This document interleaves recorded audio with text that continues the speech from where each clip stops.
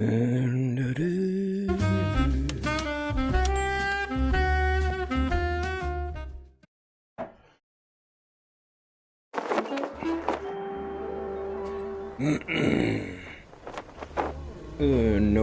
dos, tres, cuatro, cinco, cinco, seis.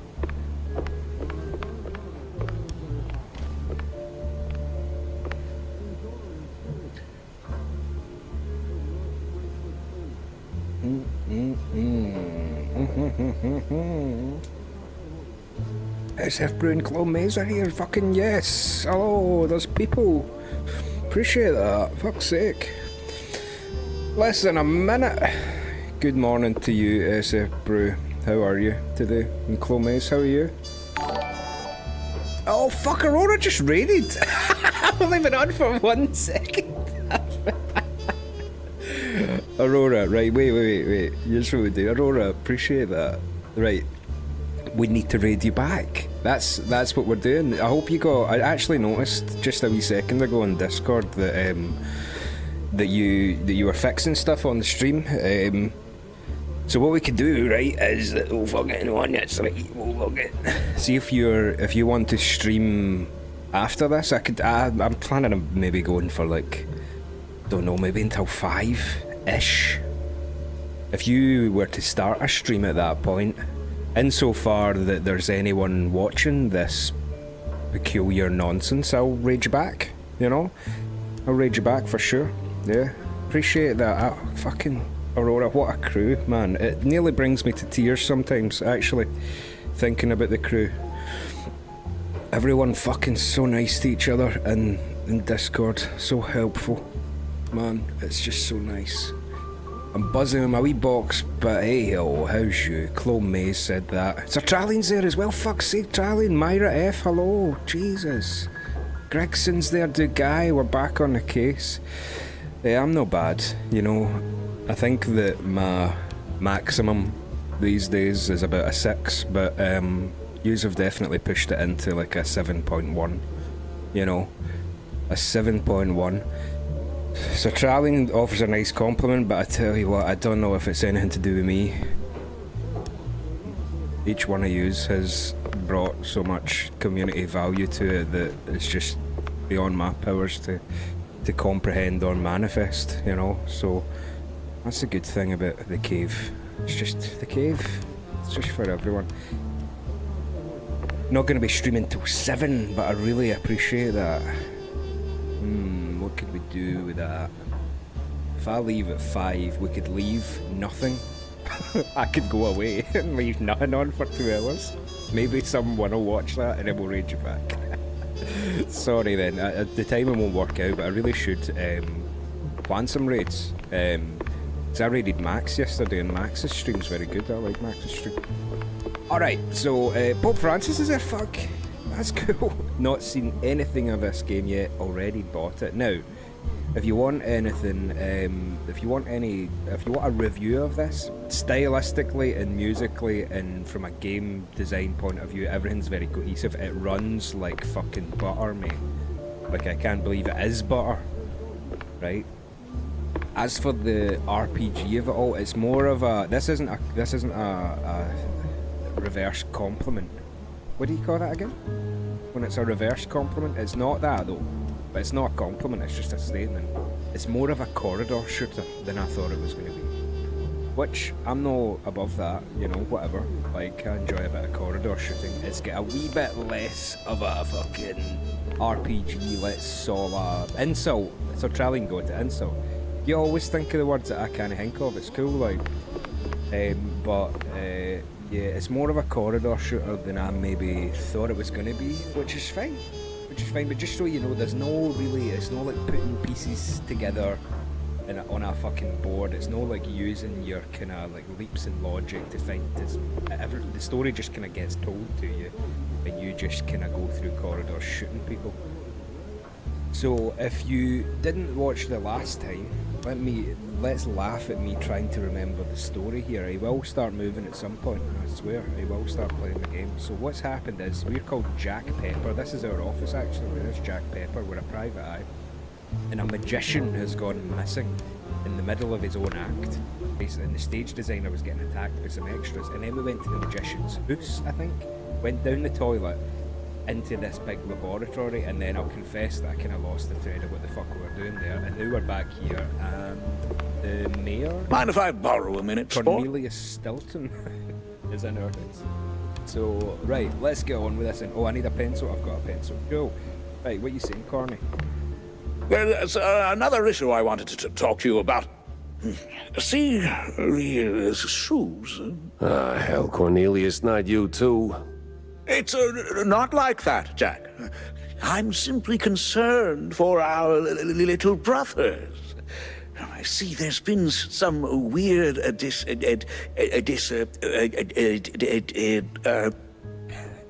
McGee's just arrived. Hello, afternoon. Yes!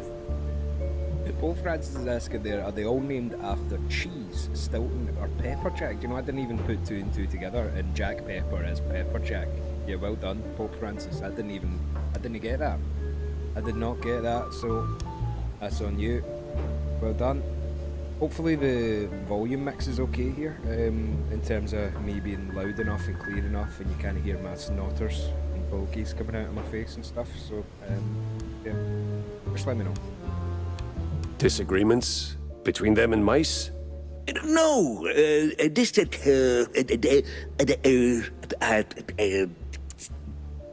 Speaking of that, it does look like my metering is telling me that Mouse has decided to go back up to 100. Maybe I should do it in the game. Why does it reset itself, man? Honestly. Right, so I'll change it now because I can remember where it was at in the volume mixer.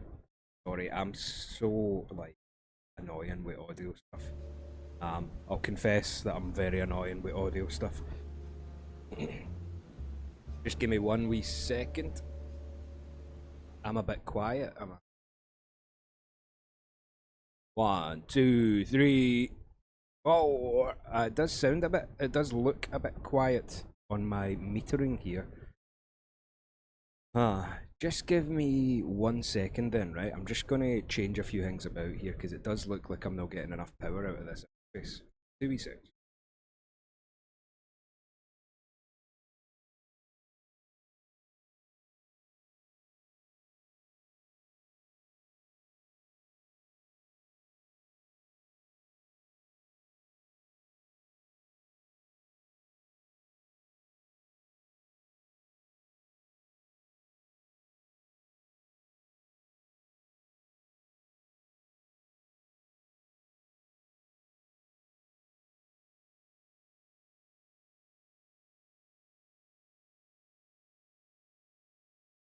Two, 3, and then 4. The 1, 2. Properties, device. Make it the fucking. Hold on a minute. 1. Can you hear me alright? Is that working now? Can you hear me? Hello? Maybe you can't hear me. Oh, hearable, nice one. An accursed crow just fucking arrived. Yeah, right, listen, here's the thing, right? Don't tell Dougie, right? Don't tell him. Don't fucking tell Dougie this, right? Because he'll have a field day with this. But sir, if anyone's going to understand me, I think yous might, you know? You're completely silent? No, wait. No, wait, that's a joke, maybe. Hopefully. Oh no. I don't know. Oh, we can't understand you well. There's no technical cure for that, unfortunately. Right, so here we go. Right. Sorry, Traleen, you'll know what I'm talking about here, right? But see all the music I recorded for this album that I'm making that might come out in the next 50 years. It's all at fucking 96, mate. Traleen. It's all at 96, but this new interface that I bought can only do 48. Know what I mean? So I'm jumping between two fucking interfaces. If I'm recording music, I need to put the old one back in to get 96. But then, for some reason, that one fucking goes weird when I'm doing stuff on the stream. So, right, I couldn't be arsed changing it. It was the 96 one that was in. You know what I mean? I couldn't be arsed changing it. Now I've got the new one in that works. So are you happy, Dougie? He is right. I'm a nightmare when it comes to audio. Honestly. I just want it to be alright. Right, cool, here we go. Disinfectants? No way. They finally came up with something better than Spike D stuff. Disappearances, Jack. They're in real danger. See, the shrews were always a thorn in the side of, you know. Oh, we've got Alex there as well, fuck's sake, hello. Appreciate you, Alex. The uptight and wealthy? Just so. Anyway, a little bird told me that the shrews are disappearing faster than a shell's trench. I also heard that the police might be involved. No one knows what to make of it. But maybe someone should. Someone with a penchant for solving mysteries. Oh, penchant. So, this is my cue to go and dig a little.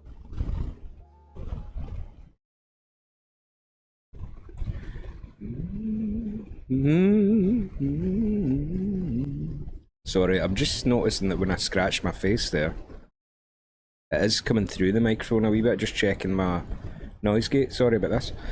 Right. See, that's what I like about you, Jack.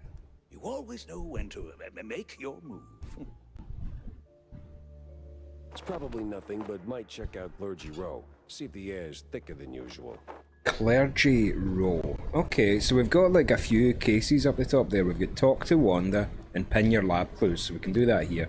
Find Tammy because she's opened the shop, and then a bit of a scene. Head to Clergy Row for Old Corny here. Right, cool, let's get to work. We've got some stuff here.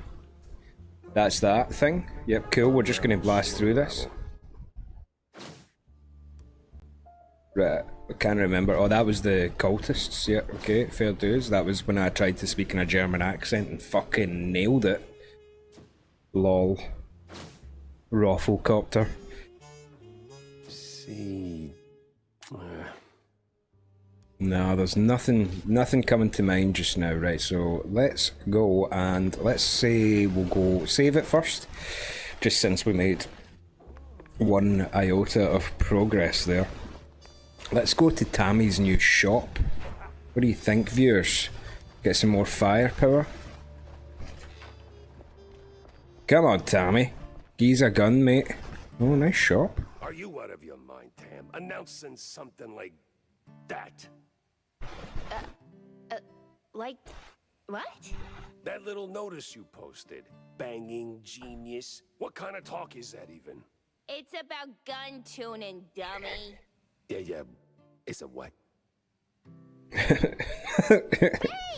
Ballistics, augmentation, and noteworthy gains. More bullets, better aim, you know? 'Cause you're old.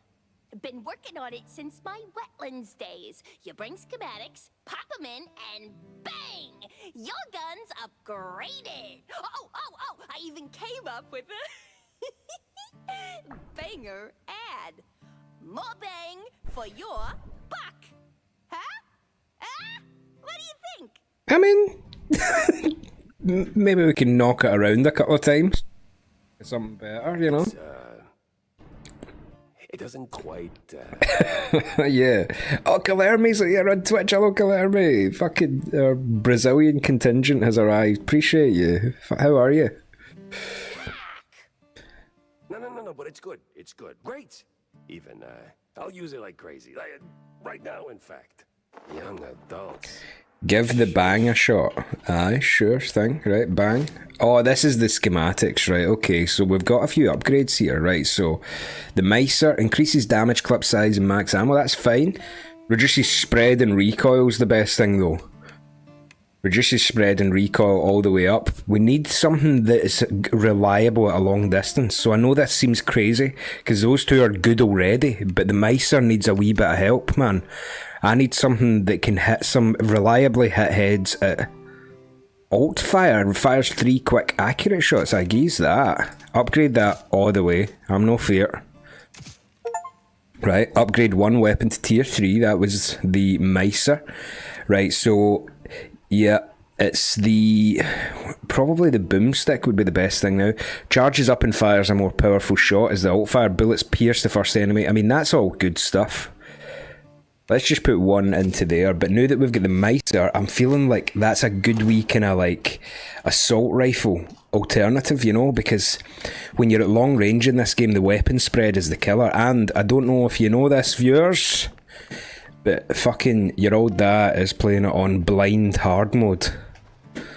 The hardest mode in this game is called Super Sleuth. Work now, die later. God. Don't fucking remind us.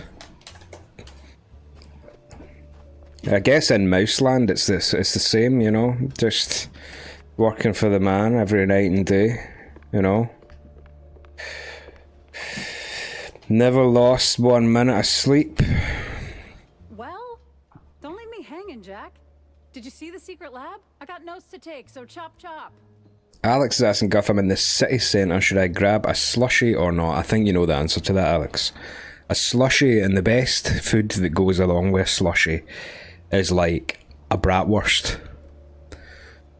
Obviously, like everyone in Europe knows that. So, like those two things go together. So you should do those two things. Then hold on to your tights, Wanda, because that place was nuts. Robots, experiments, stuff I don't even have names for. How the hell did Steve afford all that? Oh, money, Jack. The guy was filthy rich. Now tell me, did you find him? His body? No body, but he did try to, recreate Betty Lynch. So last time, yeah, that's right, the magician that we're trying to find, we were raiding his weird underground toilet laboratory, and we found that he was recreating his old assistant out of robots, and we needed to fight her. And we defeated her, first time. Starlet? She used to be a stage girl before Tinsel Bros snapped her up, right? Wait, what do you mean, recreate? Guessing her accident hit him harder than anyone knew. Hard enough to make himself a robotic replacement. That's... ew. That is, ooh. Calling it creepy is like saying Walla boys are just kinda into blue cheese. Deep issues aside, got any real leads on Bandle? Come on, Jack, spill it! Well, this might be bigger than we first thought. I found traces of Steve's dealings with, a technophile group, I think. A bunch of weirdo mad scientist types. Did you interrogate any of them? They were long gone, but they did leave a trail of cheese crumbs. What they were working on was out of this world. Ugh, please. Sounds like more Bandle smoke and mirrors shrew crap. No, this was something else. Eerie. Tail stiffening. Kind of stuff that makes my fur stand on end. Well, if it rattled you, maybe there's something to it. So, what's the plan now? Not sure yet. I need to think. Rethink even. Go over all the clues I've got. Maybe poke around elsewhere. I'll keep in touch, alright? Oh, you will. I'll see to that. Okay, was that suggestive? I mean, I'm on the case. Right, so we'll play one round of baseball at some point. I think one per stream is probably acceptable. Would you not agree, viewers? Baseball is the wee side quest card game that you can play in this, and it's actually quite good. Like, it's quite good. Right, let's just spaff all the money on all the bullets you have. Thank you very much. Right. Oh, he's missing an arm as well, and a leg. But he's holding a gun with the arm that he does have. I have to say, Aurora's saying there, Aurora said, I love a wee minigame in a game. And do you know, it's a dying art. I feel like minigames used to be awesome. And they are coming back a wee bit. I've heard that Final Fantasy VII Rebirth has got some good minigames, and the minigame in this is good. And if you want, since I'm here, I can go and play it if you want. I don't know if you caught it the last time, but it's a literal game of baseball. So see if you hold, let me see, is it tab? No, it might be escape. And then you go up here, you've got a card collection where you can find them out in the world, and it's pictures and batters that are better for your team, basically. And Aurora's saying Yakuza has insanely good minigames. You know, I've been wanting to play Yakuza because there's a couple of them on the PlayStation Game Pass that look quite good. I just don't really know where to start with them. So let's play one. Fuck it, since we're here. Let's do it. Play as the batter. And you get the wee Fallout song in your left ear there, you hear that?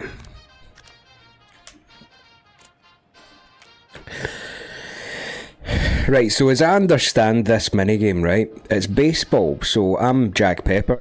5 innings here, or 5 rounds, might not be called innings, right, but there's 5 rounds. So basically, what I need to do here is they've put down pitching cards, and each pitcher and batter has a number. So for example, that guy's 6 and he's got a 2 speed boost. I can then add one of these tactics cards, and you can play 2 cards at a time, not two of the same 2 batters, like not 2 people. But, oh, there's a batter with 8. There's one of the batters I've found out in the world. But then you can augment them with a power swing. Then when you hit F, you put them into play. And if your power is more than the other guy's power, you win. So I think they won because... No, wait, I'm the batter. They won because it was equal.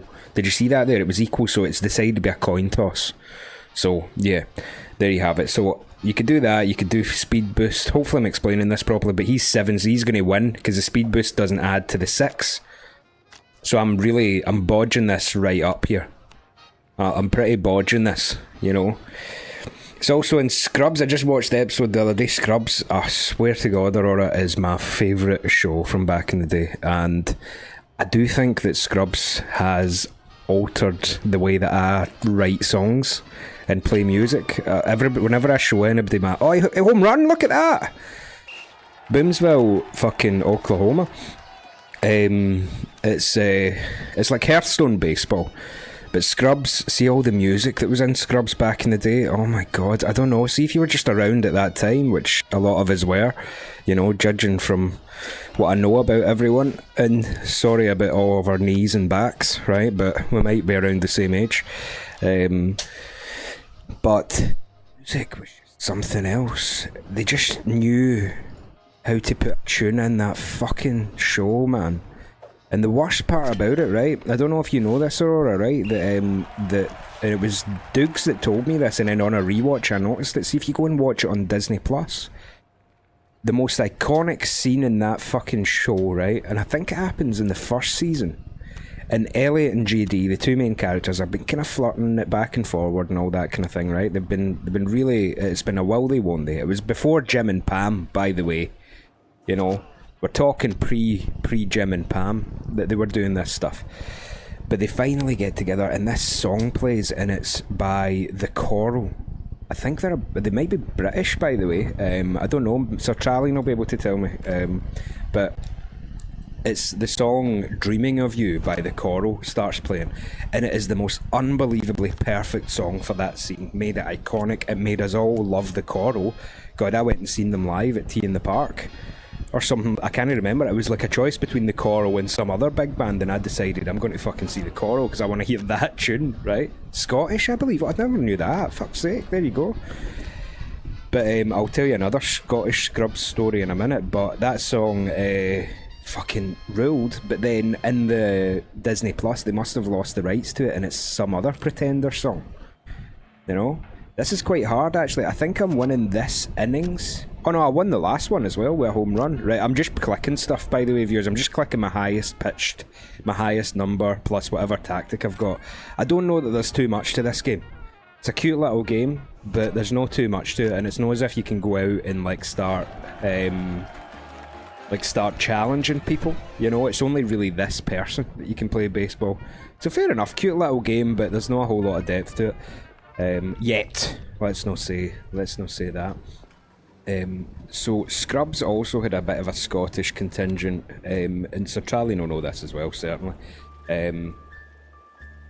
But at the very beginning of season 2, there's a guitar player, and do you remember this, Aurora? Sorry, there's a guitar player, and Dr. Cox smashes up his guitar. That guy is called Colin Hay, right? You probably knew this already. Sorry, I don't mean to lecture. But that guy is a Scottish guy called Colin Hay, right? Who he emigrated to Australia when he was young, famous for fucking stretch legs and peek into the row. Famous for being in the band Men at Work. I come from a land down under, where the hills blowing and thunder. Oh, you alright, mate? Please, don't hurt me, officer. 'Twas just a little cheese stick on the sidewalk. I ain't done nothing wrong. Easy, pal. I'm not a cop. What's got you so jumpy? Oh, them cops. Yeah, serve, protect, all that. No, no. They're rounding us up. Wham! Paddy wagon rolls in and then gone. Gone how? Gone. My buddy got nabbed for just being a shrew. Oh, okay, we've put up with that for years, but, word is, he didn't end up in a slammer. Just vanished. Oh dear. Huh, damn, indeed. Well, you watch your back. I'm getting out of here. To the wetlands or anywhere, really. Anywhere but here. You! Oh, Jesus! Oh, it's coppers. We're the bad guys now. Fucking. Like a cop, but He's not a cop. He's a crooked cop. what the hell is going on here? Get out of the state, down to your captain, you crooked cop. So, right. So that guy there, Aurora, is called Colin Hay, right? And he's a Scottish guy. He's from, like, the town that he grew up in is not far at all from the town that I grew up in, right? So, anywho's, he is what I take every opportunity to see him live because, as you know, like I like electric guitar playing, but I'm a big acoustic guy, and it's because of him. There's an album that Cosmic Burrow's here. Hello, fucking yes. I believe that Cosmic Burrow is C. Appreciate you watching, Jesus. If you're streaming anybody that's streaming later, I'll raid. Insofar that there's anyone watching me, I will raid you. There might be no one, but we'll see. We'll do that. Appreciate you. Oh, Jesus. Talking Scottish guitar players. So anyway, Colin Hay, he has this album called Going Somewhere. And God, it just changed my guitar playing. It's so gorgeous. It's just, these styles so good. And you wouldn't think from the guy who's the lead singer of fucking Men at Work, of all things, being your favourite acoustic guitar player and songwriter. But he's just got such a style, and he's still so Scottish as well, even after living in down under for all those years. He's still so Scottish when he comes home, and he puts on a great show. Now here's the other thing, is that I've cried at exactly 3 music gigs in my life. They sure went big on this one. And he's one of them. You can already see the accuracy. Look, now that I'm, I don't have any excuses now, viewers, the accuracy is fucking delightful there. See that? I'm a wee bit more long range capable, taking out the more pertinent threats first. See that? It's like, oh, look at this beefcake, but he's massive. No. Shoot him in the head with a shotgun. Come on. Boom. Oh no, he's got me in the corner. Fuck. Jump. God, this is crazy. Right, so I don't know if you know, viewers, but I came into this thinking it was going to be some fucking RPG thing. It's not. It's basically Doom, except you're a fucking mouse. It's great. It's so much fun. But holy moly, they work more like mobsters. So listen, it's some of his songs that Going Places. I don't know, Sir Charlie, and you might have listened to this, but the album's called Going Somewhere, and oh, look at those cops battering that guy. That's not alright. That's not alright. Know what I mean? Fucking defund their cheddar, like. Right. So there's a few songs on it that are beautiful. Maggie is at the back half. There's a song called My Brilliant Feet. There's the song that's in Scrubs. Do you know? Oh wait, Aurora. Sorry, I'm stalling now. I'm just getting excited talking about music. I'll continue though, and I can shut up if anything happens that's relevant to the story, because I'm getting myself my own story buff. The actual cheese stick. Jesus. Look, there's one of them's dunking a guy in a fucking bucket or something back there, man. Let's take a photo of this. Come on, this needs to go on Mouseagram. Fucking hell, man. There we go. Bye, Sierra. Hello. Cornelius pronto. Jesus. He's got to hear about this madness. What was I talking about? Music. What we could do is if you want to know what other gigs I've cried at, you can have a wee guess for maybe 10 minutes and then I'll tell you. I don't think it would surprise you if you knew them, but there you have it. So, see in Scrubs, there's this really beautiful episode where there's a lady who comes in the hospital, right? And I think she needs a transplant or something, and everyone loves her. You know, she's like a young woman. And then at the end, she ends up passing away, but they all go into this kind of dreamlike song, and the whole fucking hospital starts singing this song in this kind of like fantasy of JD's head. And the song is, oh no! I wasn't looking at my health! Jesus! Shady McGee reckons one was S Club 7, never saw them live. One of my biggest regrets there, fuck. Jars here fucking cried at the 14 concert for Final Fantasy. Hey, there's no shame in that. I swear to God. Swear to God. As for gaming, crying at video games, done that a few times. Do you know what one I did do it at? Because the melody is so simple. Don't know if anyone's ever played the Outer Wilds, not the Outer Worlds, viewers. There is a difference. The Outer Wilds has this beautiful, simple wee banjo and piano and guitar melody that just so complements its profound themes that I couldn't help myself. I was greeting the whole way through that. It was just beautiful. Didn't expect to like it myself, Aurora, seriously. Right, well, I'm two stories tangled up in each other here. I'm just trying to do a fair bit here. Right. What was the first story again? There's a song in that episode, it goes, any minute now, my ship is coming in, keep checking the horizon. And I'll stand on the bow, feel the waves come crashing down, down, down on me. Beautiful song. I'm even kind of like getting emotional, and Tingle's just fucking even trying to homage it by singing it, right? Beautiful song. That's on that album. That's Colin Hay. That's the same guy. That's Colin Hay wrote that, and it's on that album, Going Somewhere. Fucking legend of a guy. That's the same guy. That's Colin Hay, the guy that Dr. Cox fucking steals his guitar. Aye, he's a fucking genius. He did his pop thing with Men at Work, but his solo thing is ridiculous. You need to go and listen to Going Somewhere. It's not overproduced. It's literally 2 tracks.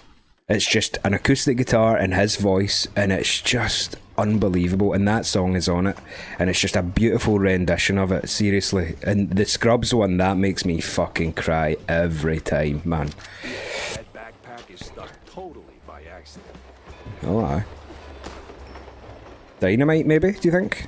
Is that a wee dino? Chuck a dino through the hoop? Surely.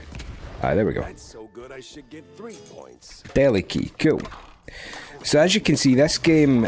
oh, shit! I've just turned into Popeye. Fucking moment, you bastards. Right? As you can see, this game is just Doom. It's just nonsense. It's punching simulator. The solving a murder is just an excuse for Jack Pepper to go and batter people, man. It is. Like, look. Yes. Boom, boom, boom, boom, boom, boom, boom, boom. There we go. Fucking don't need guns, just need old fucking Morgan Freeman and Denise Van Outen. Come on. There we go. Punch a big guy seed in. There we go. Look at that. Easy peasy. I have to say, I've fallen back in love with the original gun. See, now that we've got a wee bit of accuracy, I feel like I can control the flow of the battlefield at some point. It's Nathan Drake Mass Murder Simulator, says Pope Francis. Oh, Liam Ness is a Scot living in Australia. Hearing the patter again gives me life. Oh, mate, welcome. Liam Ness. There's plenty of Nesses in this wee cave, so appreciate you coming. We're actually talking about a Scottish guy. That's funny, like, we're talking about Colin Hay, the Scottish guy who immigrated to Australia and became mega famous. See, that would be my cue to go and get the guitar and play use that song, but I broke a string on it and I've been so fucking lazy lately, you've no idea. Like, Yeah, I'm not going to read that, sorry.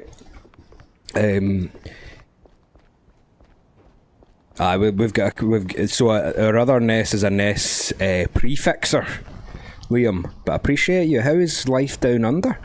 Do you know, a lot of people from here, I know, I say a lot, like relatively speaking a lot, no like thousands, obviously, like a handful. I know some people who have went either down under or to New Zealand, they fucking don't come back. They don't fucking come back. They like it so much they just don't fucking come back. And that's the thing, isn't it, Liam, about Scotland? It's like, it's good being Scottish, but it's shite staying in Scotland. So if you can be Scottish somewhere else, then go right ahead. You're still Scottish, you're just warm. You're just warm and Scottish. God bless you. Living in Western Australia, so remind me, what would be your nearest... I know Australia's fucking ginormous compared to Scotland, mate, you know what I mean?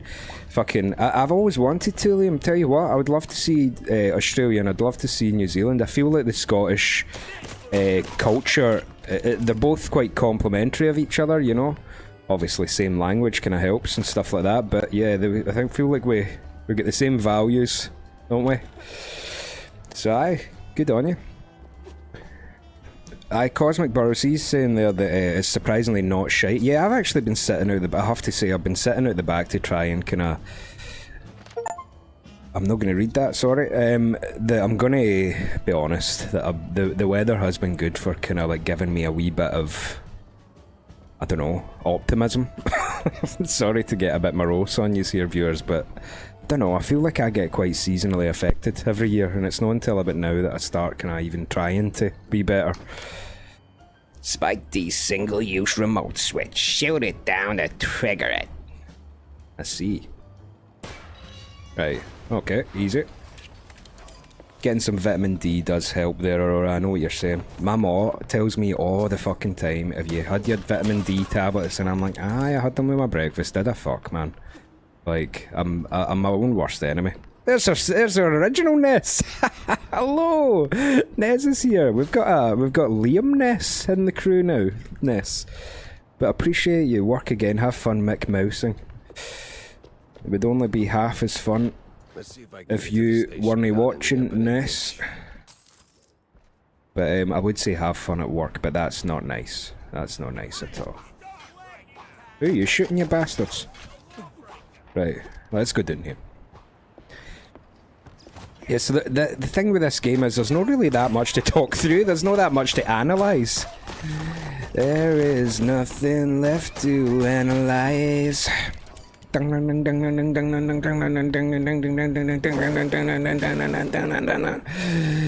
Wherever the martyrs gone when the virus kills itself, and where the way I go when it's too late. Wow. I am the Jesus of the Babia. St. Jimmy is a figment of your mother's rage and your mother's love. Made you lose at America. It's not over till you're underground. Is there supposed to be no music? Has there been no sound to this? Have I fucked it up? Can you hear the gunfire? There isn't any music right now. I think it's just a lull. I think because we're not fighting, you know. The game audio is a bit quiet. Yeah, maybe went a wee bit overboard. Just give me 1 wee second. I'll pump it up just a little bit. Pump it loud.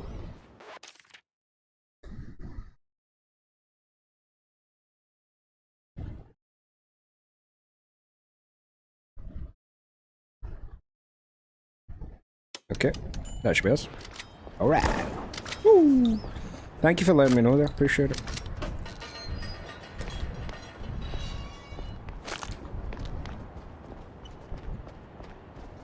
Mouseburg Police Department. Now, the easy way, the quiet way, or the stinky way. No, I'm not going through the sewers, man. Come on, I'm not a fucking sewer mouse. I'm a fucking through the front door and let's shoot the fuck out of these motherfuckers. Kind of mouse. Although you can go back here. Let's just check it for items. Yeah, here we go. And there's a way there. Now I want to burst through the front door. Sue me. Sue me, let's just get some items and let's fucking do this. Are you a man or a mouse? Casual Monty Python reference there, appreciate that. So if anyone was wondering, the question earlier was that what other 2 gigs did Guffbaw cry at? I wonder.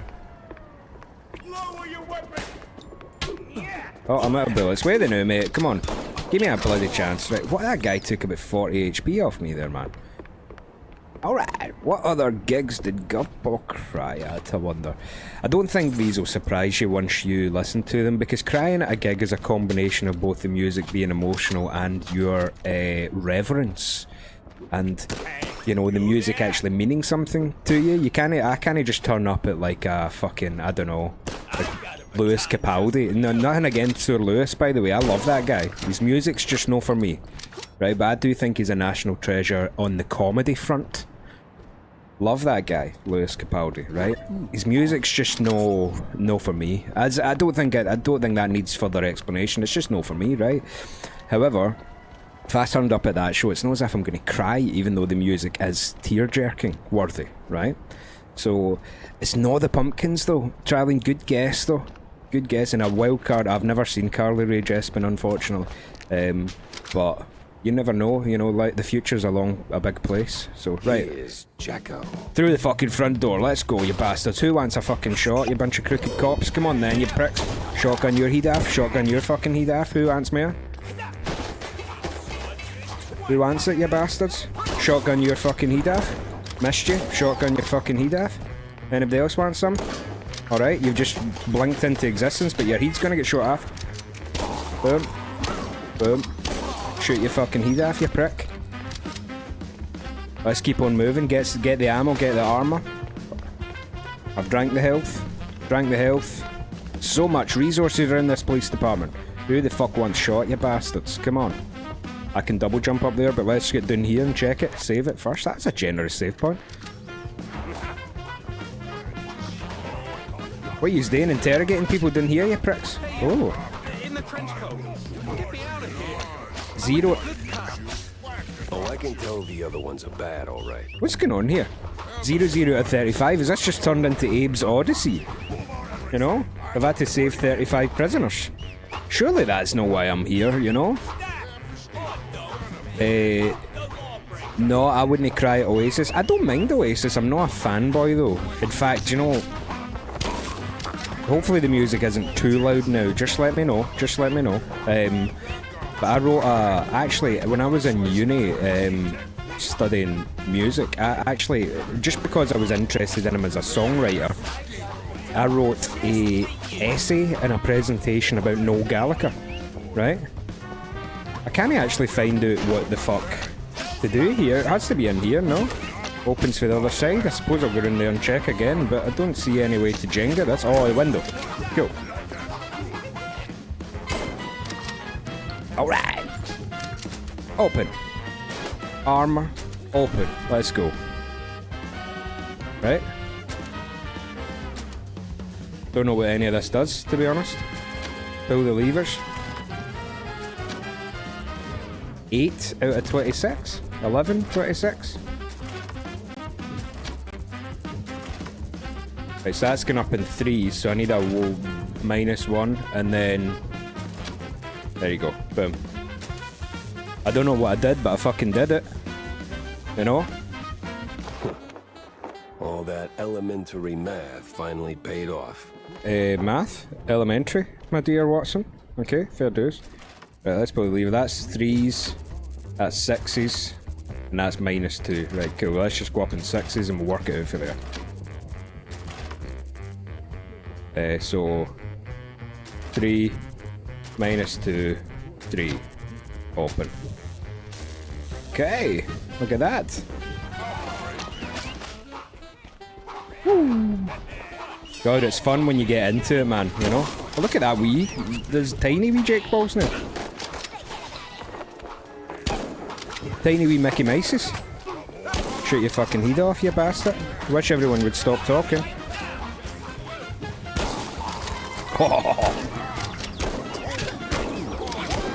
See what I mean, viewers? This is more like Doom than it is fucking, I don't know.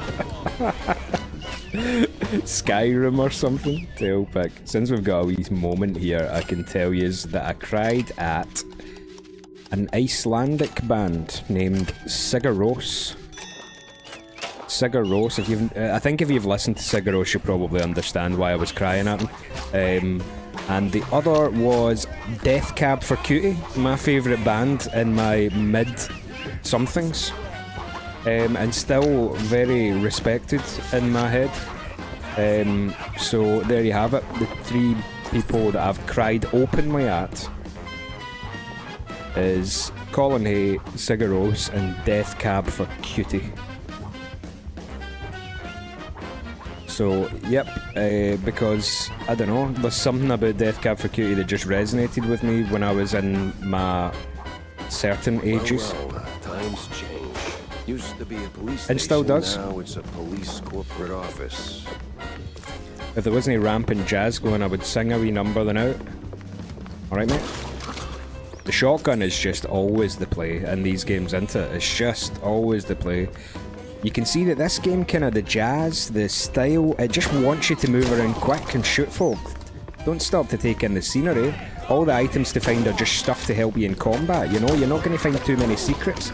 Just shoot folk, man. Not that hard. Well, that's fun. He's got the look of a cop, but not the precinct stink. It's fun. I don't know how watchable these things are, as always. To be honest, it's baffling that anything I do is watchable in the slightest, but it's fun to play. I would definitely recommend this game to anyone who likes first-person shooters. However, maybe not so much people who were expecting some sort of immersive puzzle experience. Because it's not really about cracking the case. The case gets cracked for you. All you need to do is turn up and shoot people, you know? Ah, wait, we need to do one of these. I'm definitely gonna be late for work. Have fun, BRB. Appreciate that. Megan's here. Oh. Map of Mouseburg sewer system. Few manholes done as a circle in red. A route? Crooked cops were hauling shrews into the sewers. Why? No one could know. Well, the shrews and the cops. Crossover? That's a crossover? Is that a crossover episode? Are you the mouse from mousing around? Oh, James Gunn, yes, that's more fucking like it. Oh man, see, when there's a game you like, you do get excited about stupid stuff, you know. So, Death Cab for Cutie was the was one of the first gigs that I cried at as well. Beautiful, beautiful band.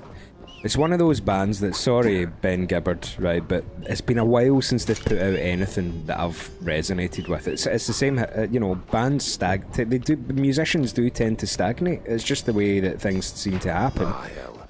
Time to move. Oh, but I've got a fucking James Gunn now, you bastards. It's not quite as beautifully wonderful as the shotgun, but I'll take it, you know?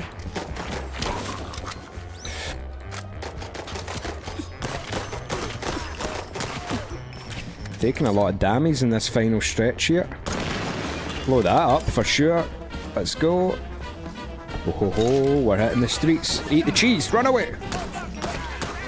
This is a shotgun if I've ever seen one. Oh, he needs dealt with. I'm gonna eat it here for sure. Viewers. Yep. Ow!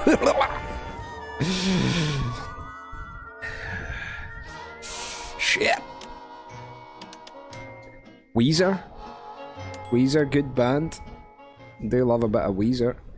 So I think I would definitely be grabbing my guitar at this point, but there's a string missing off it, so.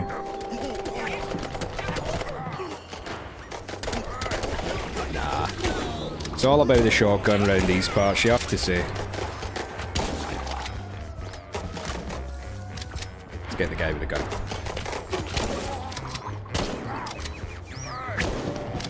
Boom. What's your favourite black and white media from the distant past? That's a great question that I don't think I'm very down with, actually. Black and white media? Was Casablanca in colour? I've only seen that once, to be fair. I don't know. I don't think I'm very down with the ancient stuff that was in black and white, unfortunately. That's a great question, though. I mean, it's definitely this, to be honest. Right, he needs dealt with.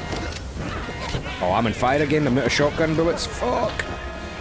Right, come on, wait now. Get a wee bit of time. Let's use the de-varnisher on that guy. Yeah, got him. And then get the James gun out. 12 Angry Men, if that counts. I've never seen that or heard it or consumed it, whatever it is. So, it's a great question. Love some film noir, anything with Robert Mitchum and Buster Keaton. Ah, okay, maybe I need to be educated on such things, no? Right, get the micer out, come on. Wee bit of accuracy never hurt anybody, you know? This guy's a wise guy. Hold on. Just hit him with that, that'll poison him. Yep, good. No, I think I'm a wee bit too modern for that, unfortunately. I'm saying that in a bad way. You know, I thought I was down with it, but I don't tend to know stuff that was in black and white so much. Which is not so good. Uncultured swine and all that. Where did that big guy go? Ah, there he is. Shit! Oh, he flung something at me, bastard. I could do a wee bit of respite here, maybe some health or something. Just need some health. By the way, I know that I'm taking things a wee bit slower than maybe I usually would, but I'm on blind hard mode here, viewers, so I just need to kinda screw the nut a wee bit here. Oh, it's a movie about a jury debating on whether to find the defendant guilty. Interesting.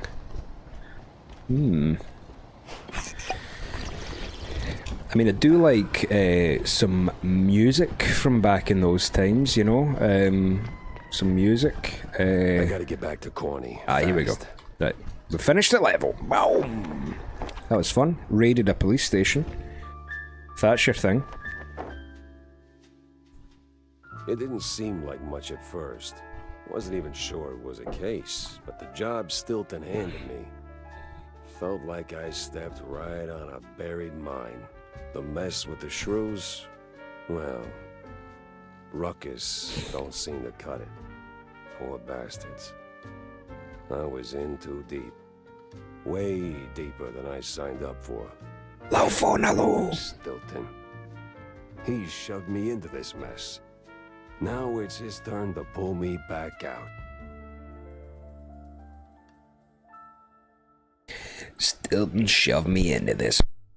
Now it's time for him to pull me back out. It's quite hard to do accents, Little Fun. Do you practice accents, or do you just... Well, that was awful in more ways than one. Gotta fill everyone in, not just Stilton.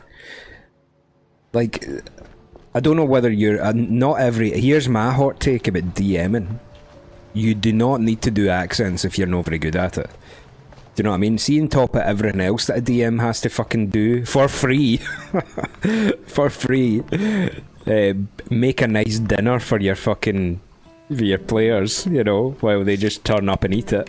You know, none against it. It's just James gun. Increased damage clip size. I want the spread and recoil to be lower. Yeah, so let's do 2 upgrades in the James gun. That should make that... Oh, no, you need 3, right? So let's do 1 there. Okay, cool. And then we'll save 2 for... Right, James gun's good. We can maybe patter here. Hey, you ever stop and think how things would be if you hadn't tossed my stepdad into the slammer? Easy there, kiddo. Let's pump the brakes on the existential crisis. Now, Jack, I made my peace, okay? I was just wondering, do you ever, you know... Didn't back then. Felt like the right thing to do at the time, but now... maybe not so much. Maybe not so much. It's quite a hard accent to do, that kind of like Brooklyn, you know? It's one of those accents, you know? It's and I've never really DM'd that much, but I was wondering, like, do you practice your accents and stuff like that? Oh, here we go. I do a lot of accents just in a kind of goofy way, but I don't take it, like, seriously. And that's the best way to do anything DMing, in my opinion. So much work, man. How did D&D go last night, maybe? Was it last night? I think it was last night. It's cool that you've got a wee regular slot for that. Well, things turned out okay, right? Right. Sorta. Okay, so it seems that we are responsible for her stepdad being in the fucking jail or something. Oh, I keep forgetting about the alternate fire. Right, cool. See, I don't really have the time to do a DMing, but I kind of have a notion to do a wee bit of DMing. So I was thinking to myself, could you do like a text-based D&D? Maybe on like a wee private thing, see who wants to do it, and do a text-based D&D?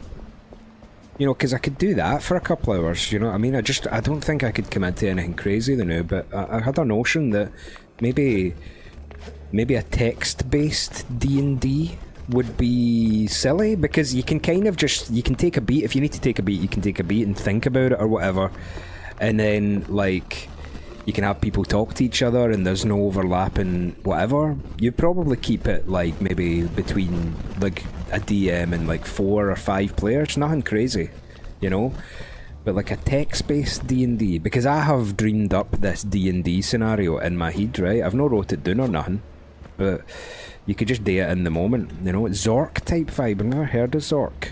Maybe I need to look that up if that's kind of in the same direction that I'm going. Alright, let's go back to the corkboard. Talk to Stone. Oh, there's sad Janny again. Fuck's sake. You know. Yeah, text-based adventure game, but kind of like you can still have agency in it as players, like, and it would basically be like, and the reason that I'm thinking this, sorry I keep talking over this, if you're wanting gameplay I'll shut the fuck up, right? But the reason me and Dougie, well, I completed that game, Esoteric Ebb, and Dougie's halfway through it and he loves it, and it would be kind of like Disco, like playing Esoteric Ebb, but it would be like me typing back at you, and I was thinking like you would say, you know, here's everything that you say is up to you, but I would say like, you know, roll insight checks or roll this or that, you know, so but you wouldn't do it. You could either do it all the time, that you could keep it as a rolling thing and just whenever anyone's got time you just jump in and do it, or you could like elect a time and do it. I don't know if anybody would be interested in that, and I don't even know if it would be any good, but whatever. So, did you find anything of substance? Not sure you want to hear this, Cornelius. That bad, huh? Worse. The cops, they were rounding up their shrews. Not an arrest or two, more like a district-wide... What? Oops. Yeah, but these weren't your run-of-the-mill, trigger-happy, cheese-chewing law-abiding cops. Something's rotten in the police force. Stinks worse than blue cheese on a hot day. They must have had a guy in charge thinking of cheese jokes for this. You're saying these police were dirty? Crooked as a broken nose. They've even been locking up their own behind bars. Must be some internal squabble to keep the honest cops from squeaking. Thanks so much for saying that, Pope Francis, because I've been looking at the metering and it's strange. I'm not doing anything and I'm not even breathing, and it's just kind of coming up, so I don't know whether I take a wee moment just to maybe say to that. Hold on, just see, audio issues, man, they fucking stress me the fuck out. And this is me on the fucking interface that I should be on, right? Noise gate, why is that acting? Let's put one on. Put a new one on. And see.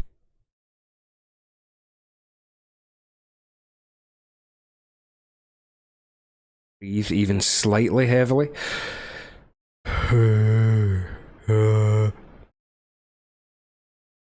Is that better?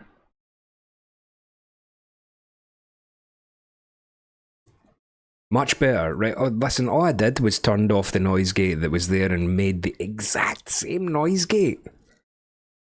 Is that no stupid? Like, You know, I know that we get unlucky on the cave a lot of the time with a lot of things, but audio just seems to be the thing that it's just like some devil or demon has just decided that they're going to torture me with audio issues. And it's just that I'm supposed to be the fucking one of the two of us that's obsessed with audio and has done it all and knows all this stuff, and it just keeps fucking up. It's so frustrating. Anyway, Little Fawn saying how it was last night. It's been a bit interesting, I think. When I wrote this story, I had an in-person group in mind, but the friends in that group all had a bunch of major life events happen at once, so I just put the story on the shelf till the cave group came together. That would be interesting if you were to run it twice, let's say with the cave and then real life as well, like run the same story twice kind of thing. About 2 weeks ago, the sort of world opens up moment I had in my head that we'd maybe do half a session of people messing about in the city before moving on. 2 weeks later, we're finally leaving. I think that time stuck in the city maybe frustrated the players a little bit. Again, though, you have to give it up for DMs. Though I think that you can go to a D&D session and you can not get what you expected, but you still got to give it up. Because you basically, the players basically turned up with no preparation. You got to give it to the DM, you know. I think that you probably worry. You want everyone to have a good time because you're basically the host, Little Fawn. But I'm sure everyone had a great time, you know. Yeah, I'm sure everyone had a great time. Right. I might just quickly take a wee second and go to the toilet, so I'll be back. Sorry about this.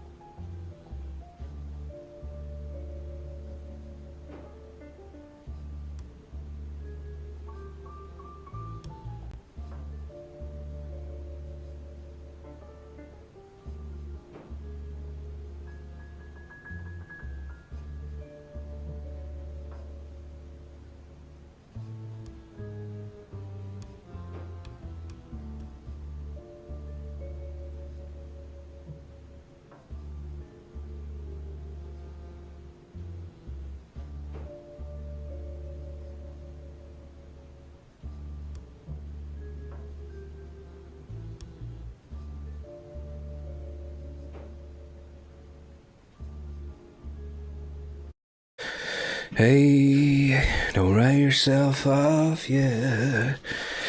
It's only in your head you feel left down.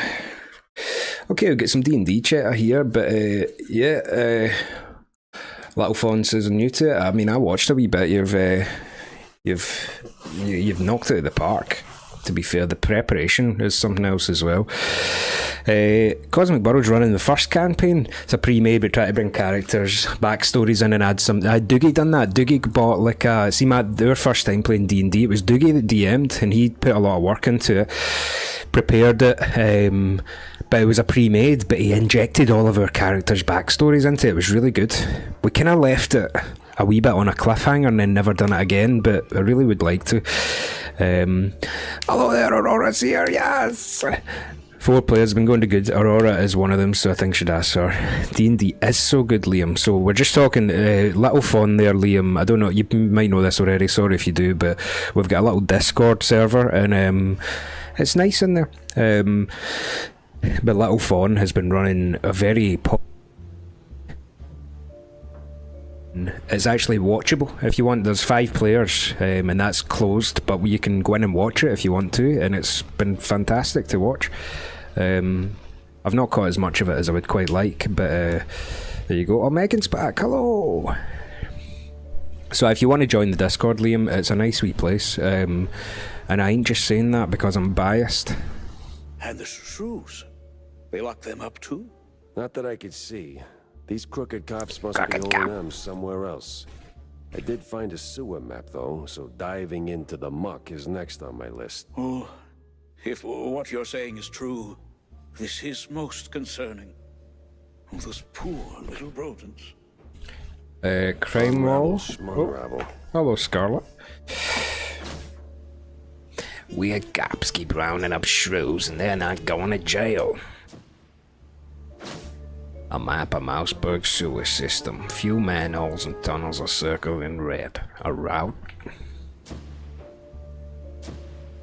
Resolve leads, it says. Not Enter. just any sewers, then. It's the old subway. Filthy as they come. Better check it out. Well, alright. The crackdown in Shrews is ugly and crooked as the cops running it. There we go. Okay, so we need to head to the old subway. I'll confess, viewers, that I know that we've been talking a lot and stuff like that, but I think I've kinda, like... The story in this isn't just, let's find the magician. It's like, I don't know. The story, I'm confess, I'm just going through the motions. It's a strange story of PI. It's basically go to this level and shoot the hell out of fucking everybody that you find there. And you know what? I'm not mad. I'm not mad about it. It's a very stylish corridor shooter, and you know what? No harm to it.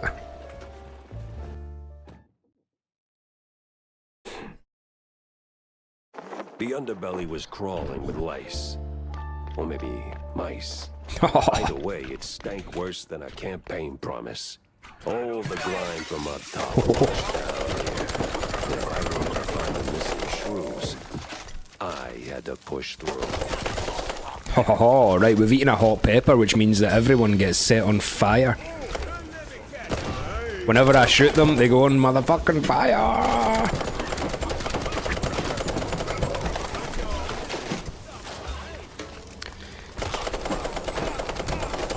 Yeah, you can see with this James gun, obviously that must be a play on Tommy gun. Rafflecopter. That was the weirdest one yet there, viewers. That was 1 HP I used to heal that. But you know what? I might not be back here. Get the money. So there's a big spread on this gun, which makes it just a wee bit less, you know, accurate, until we upgrade it, I'm sure. If we can upgrade that and it becomes truly hit scan, then that might be the one that we use, you know.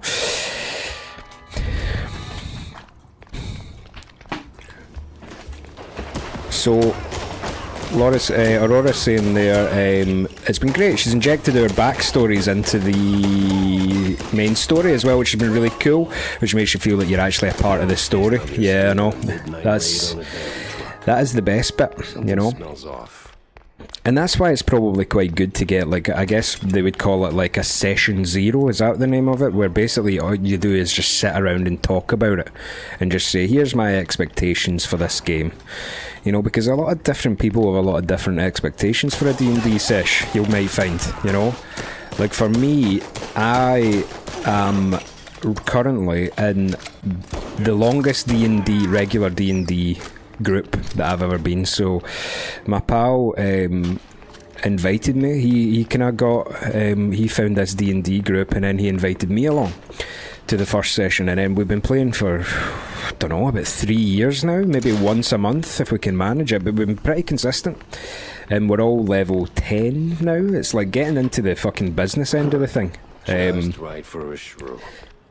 Because a lot of people, I was probably the most experienced D&D player there, just a head, but a shoe-size head nonetheless. They can be more solid proof of shoe trafficking through the sewers. The question is where? Cheeseluggers in on the shrew racket. Time to find someone higher up and squeeze them till they squeak.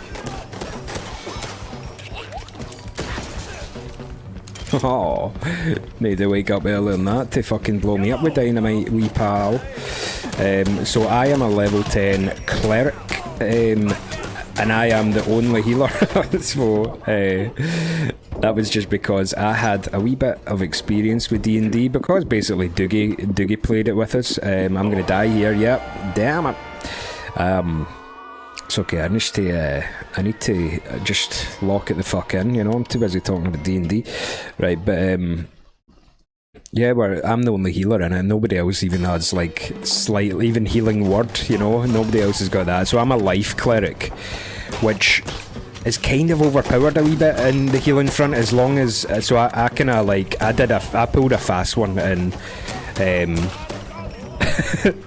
pulled a Guffy special and pretended that I didn't know what I was doing, and made my guy a life cleric, but then went into the shop and managed to get a shield and armor to make me like 21 AC, right?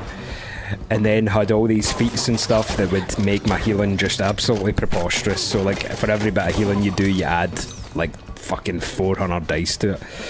And then I play very cautiously, just because it does kind of feel like if I go down, like there's no healing, and it would need to really be at the end of a fight so that they can just squeeze it over the line.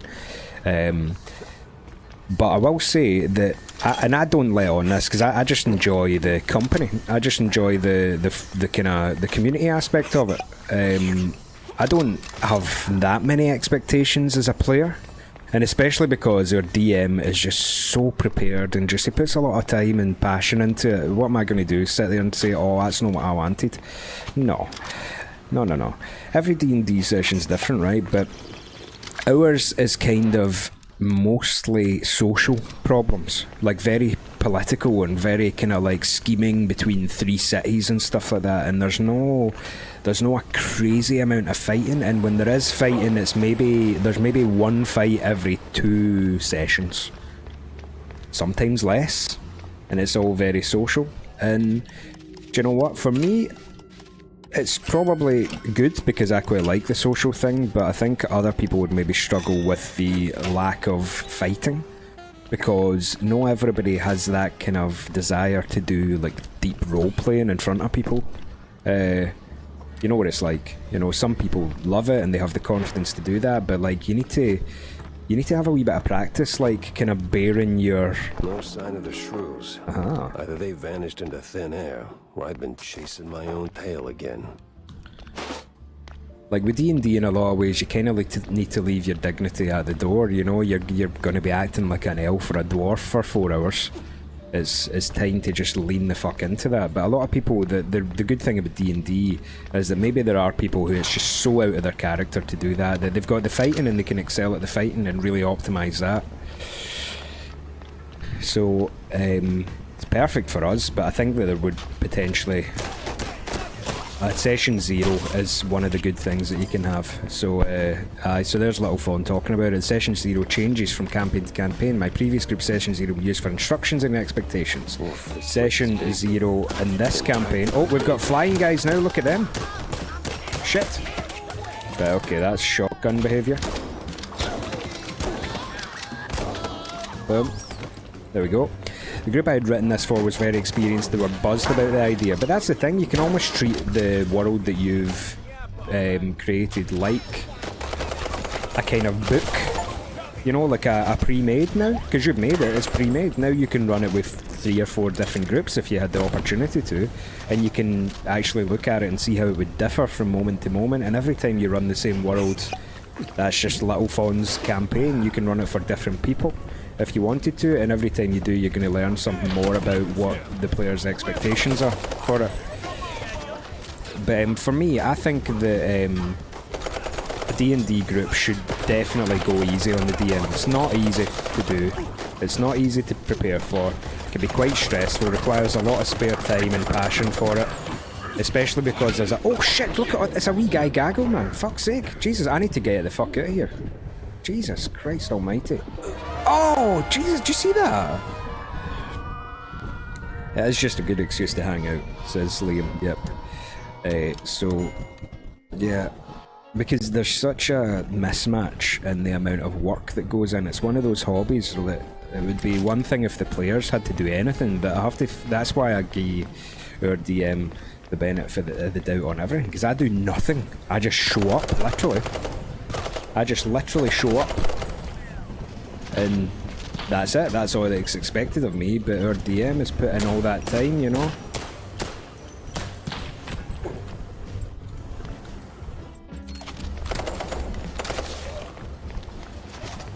So I would definitely go easy on yourself in the thinking that you're doing this and that. I would say DMs, they need to be easy on themselves as well. Don't over-prepare. That's a good thing. I always think about fights in Dungeons & Dragons. See if you can't be arsed coming up with like a big story. Just come up with a big fight. You know, if you've not got the time, just make it a fighting day. You know? This is a tough wee room actually. I need to keep my wits about me. Let's use this to just ice that guy quickly now. I have to say, this actually might be the unsung hero gun. See this poison gun? Because it does have a bit of splash damage, it's got a good range. And it goes through shields and stuff like that. I think this gun might be the one that's been a wee bit undersold. Oh, here comes the wee guy gaggle. Let's just poison all of them, the bastards. Look at that. Yeah, this gun's the one, by the way. Excellent.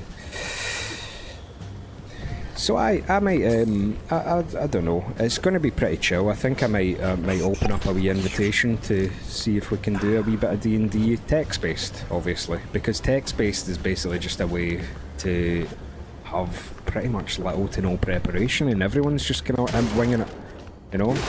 And text gives you just a wee moment to breathe and just think about what you're going to say, and so it's definitely the less refined version, but it's probably all I've got time for.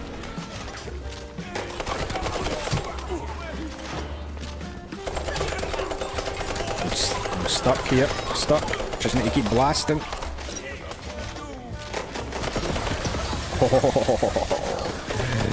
Ice, those guys ran out of bullets, man. Fuck's sake. Boom. It's a very hard job, says Liam, to curate an experience for. Yeah, it's the ultimate hobby that I think it's one of the most... It's one of those hobbies that a lot of people don't get what they want out of, isn't it? It's kind of strange. A lot of people get stressed out about D&D and there's expectations and there's this and that. I think what you forget, I think what a lot of people forget, or maybe like there's a lot of people who potentially, and you see it on like Reddit or online, or some people complaining about their D&D group, and I think a lot of people forget that it's basically just an excuse to hang out with your pals. And when you're my age, God, it's nice to just hang out, isn't it? But you kind of need something to do. Like me and Dougie are kind of keeping our friendship alive over games and going to the gym and stuff like that. We don't just sit there anymore. You know what I mean? It's good to have something to do. A lot of my pals play guitar and we actually have a wee jam. It's just hanging out with different hats on, isn't it? And D&D, I think, just you just need to get caught up in the ridiculousness of it, and if the DM makes a mistake, nobody fucking died, you know what I mean? What even is a mistake when you're playing D&D? Anyway. All this is just to say, little fawn, I've watched you. You're very well prepared. You got nothing to worry about.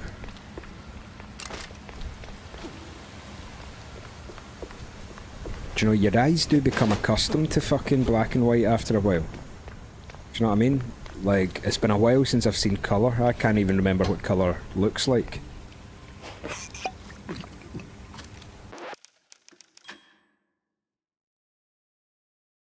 Save. Save. Wonder how far through this I am, because this game wasn't full price, by the way. It was reasonably cheap, so I don't know how much game we're actually going to get here. I'll trigger the newspaper, but I'm not reading it.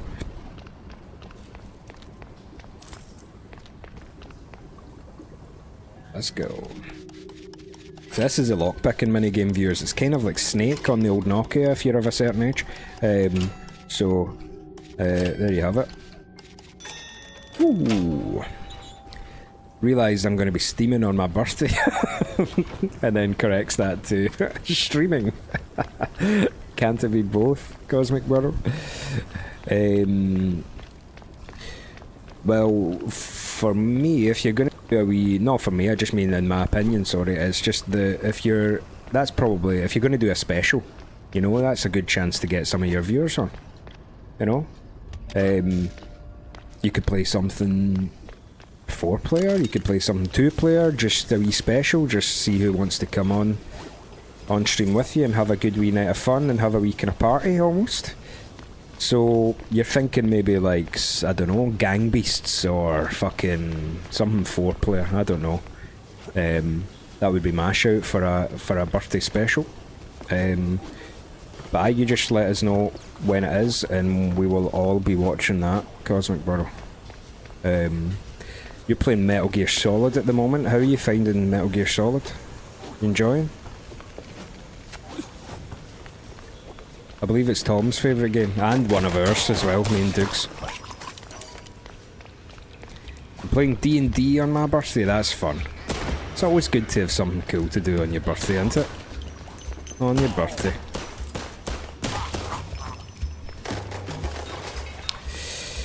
My birthday's still a wee while away. Because I have the same birthday as Harry Potter, so I'm a summer lad. Right, so much shooting, just shooting people, shooting all the time. It's very much a corridor shooter, this game. There's not a whole lot of cerebral thinking or solving the case. It's very much in the style of kind of classic Doom, Half-Life, and it's fine. It's fine that way. It's just there's no any cerebral thinking about a murderer or anything like that, or a kidnapping, which I'll confess I'm slightly disappointed about, but I'm still having fun shooting the hell out of all these mice. This is one of these games that it really is going to live or die by how long it outstays its welcome. You know, do you know what I mean? Those games, is this going to go on for another 20 hours, or are we already in the back half and it's just a wee microwave meal? You know, just a wee hit of Rustler's Burger, brilliant, but then it's gone, and you're grateful for the experience, but it doesn't need to be any more than that. You know? Elden Ring won't start for some reason. Sometimes that happens to me, Brew, actually. Elden Ring sometimes takes a couple of shots to start up, you know? Can that be dynamited? Nah. Oh, we can go through the vent, though. Can I get through there? That'll be a secret room, potential. Nah. You are very mobile in this game, I have to give it to them. It's all very slick in the running, jumping, sliding department, you know. I have to give it to them. They made a good wee game here.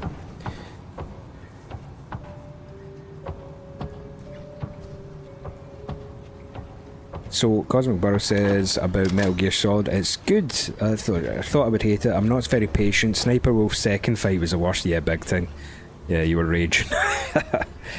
Yeah, it's one of these games that's like a game within a game within a game, and there's so much commentary. Wait until you play the second one.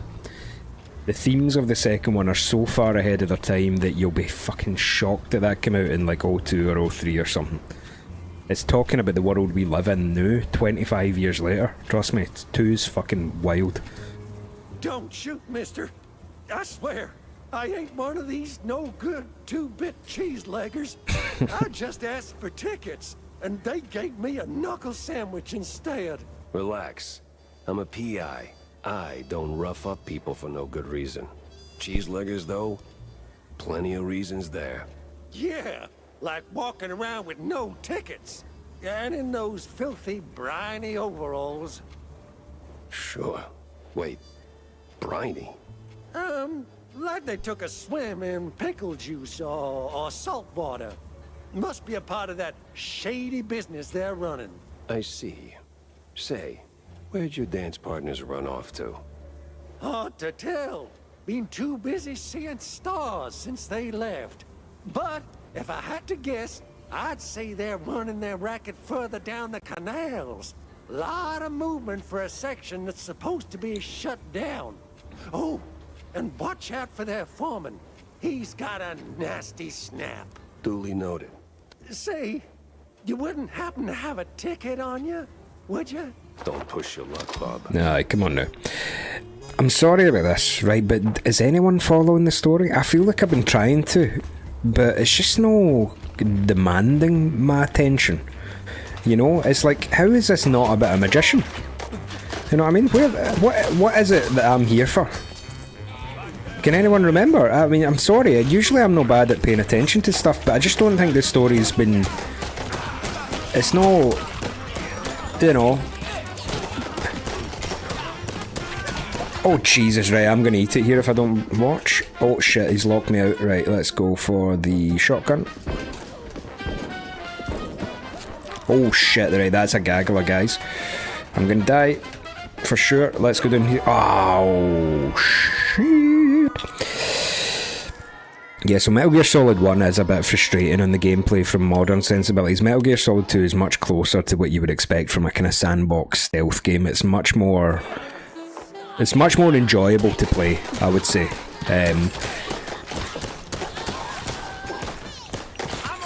Still just as weird, don't get me wrong, by the way. Still just as fucking weird. Still a lot of cutscenes, a lot of codec calls. But wait till you get to number 3. I know that Dougs' favourite is number 2, and it's not as if he hates number 3. It's just that number 3 is just like a self-contained James Bond movie. Is what 3 is. You know, oh, that guy got me there. One hit, which basically means I'm dead. Right, okay, let's see if I can find any healing packs. Nah. No, I think that it's not really captivating. Yeah, the dialogue in this, is that what you mean, or in Metal Gear Solid? I think that it's a lot of busy work. It is, I have to say. I'm enjoying the game, but it's basically a contrived reason to go to another place to shoot people. So, as I said, this game, I'm enjoying it. Don't get me wrong. It's not above criticism though. But for a game where you're supposed to be a PI, I was expecting a bit more cerebral mystery solving, no? God, this is a hard room. Right, so I need to be ready when I click this button. I need to be ready. Oh shit, fucking Guilherme's just subbed for 11 months. That's fucking class. Yes. Oh, Guilherme. Appreciate you. Damn it. Right, so I need to be ready. I need to be ready. Ready. Load last save. Come on. Because they start shooting at you right a fucking way, I tell you what. Right, come on. Right. Hiding in the corners maybe not a great idea either, like. But I'm staying up here because there is a health pack up here. Yeah, I need to be a wee bit more cautious. Right, and then, as I said earlier, I think that the de-varnisher is the play for stuff like this. Know what I mean? Oh, I ran out, but that's alright. Oh, he's got a wee bomb there. Shoot him.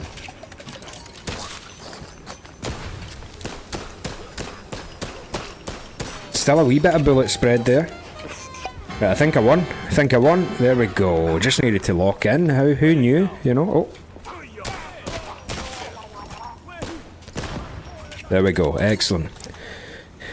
Woo! So Trallian agrees with my perception of the Metal Gear Solid series. So MGS2 is great, but 3 was better, and it was because it got rid of the radar, and I agree with that. The radar becomes a crutch in Metal Gear Solid games, and by the way, eventually, if you're playing on European Extreme, you do need it, by the way. But yeah, not only having the motion detector in 3 really made you pay attention to your surroundings, and it was more varied. I thought the story, they got rid of all the fucking layers upon layers of postmodern shite. They did, right? And they just made it like basically a James Bond film, you know, and it's still connected to the other ones, and it's still ahead of its time, and you'll still love 2, but I think for me 3 takes the cake, to the point where they remade it, and I've actually refused to play the remake just in case. I like where it lives in my brain at the moment. Plus, I played that game so much. I was completing it on fucking extreme modes and getting all the wee frogmen and stuff like that. I played it so much, I feel like that game I can just shut my eyes and play it. Do you know what I mean? I don't actually need to play it. It's kind of like Siamese Dream with the Smashing Pumpkins. I don't really need to listen to it. I can just shut my eyes and listen to it. You know what I mean, Trallian? I bet you there's a few albums like that for you. And my message about this game, yeah, no, I thought that, Aurora, because this game, I'm enjoying it at the moment, and there's plenty of space to talk about things. It's not one of these story-heavy games, and that's the reason that me and Dougie decided against streaming Metal Gear Solid, because imagine having to sit in an hour worth of cutscene with me and Dougie no talking. That's just no hour scene at all, unfortunately. But in this, I think this is going to live or die by how much it outstays its welcome. Like, I would probably be pretty happy if this was... Oh, Vic Gator. Oh, Jesus. Rumors are true. A giant gator in the sewers with a Gatling. Okay, we got a boss. Right, let's fucking go. I'll fight you then, you bastard. He just pulled the bullets out of the fucking... Yeah, they've heavy stole this from a Metal Gear Solid boss, have they not? Metal Gear Solid 1, what's that guy called again? Raven?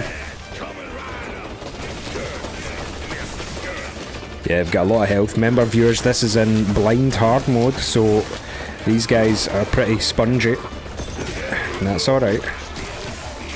Oh, out of bullets for that. That's not a good shotgun, these guys.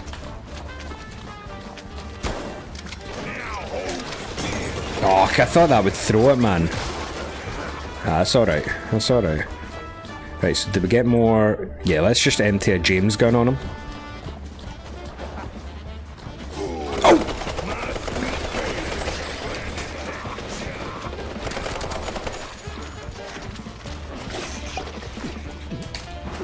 Right, it's the wee queefs that are the problem here. It's the wee queef guys.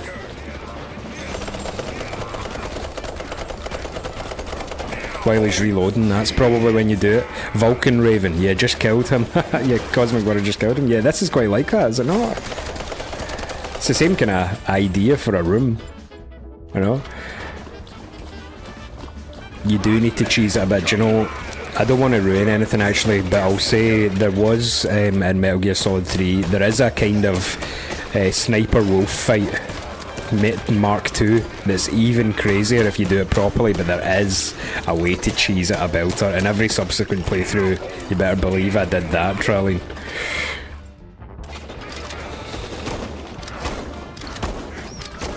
God, this guy is going to take a while. Bit bullet spongy.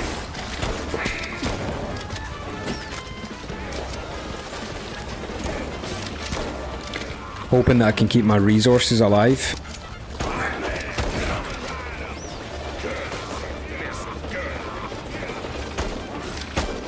Just do some drive-bys. Hell yeah, the end. Yeah, you know the one. Go into the settings of the PS2.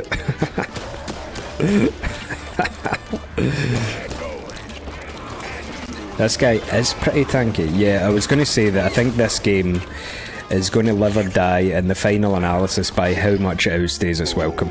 I think that I wouldn't be too mad if we were maybe 3/4 of the way through it already. I think that it needs to... The thing that worries me is all of those empty spaces for guns. You know, if you're going by the guns, we might have a lot more game left to play. But I'll confess that I'm usually not bad when I want to follow a story, and I did want to follow a story, but to be honest, it's not entirely grabbed me.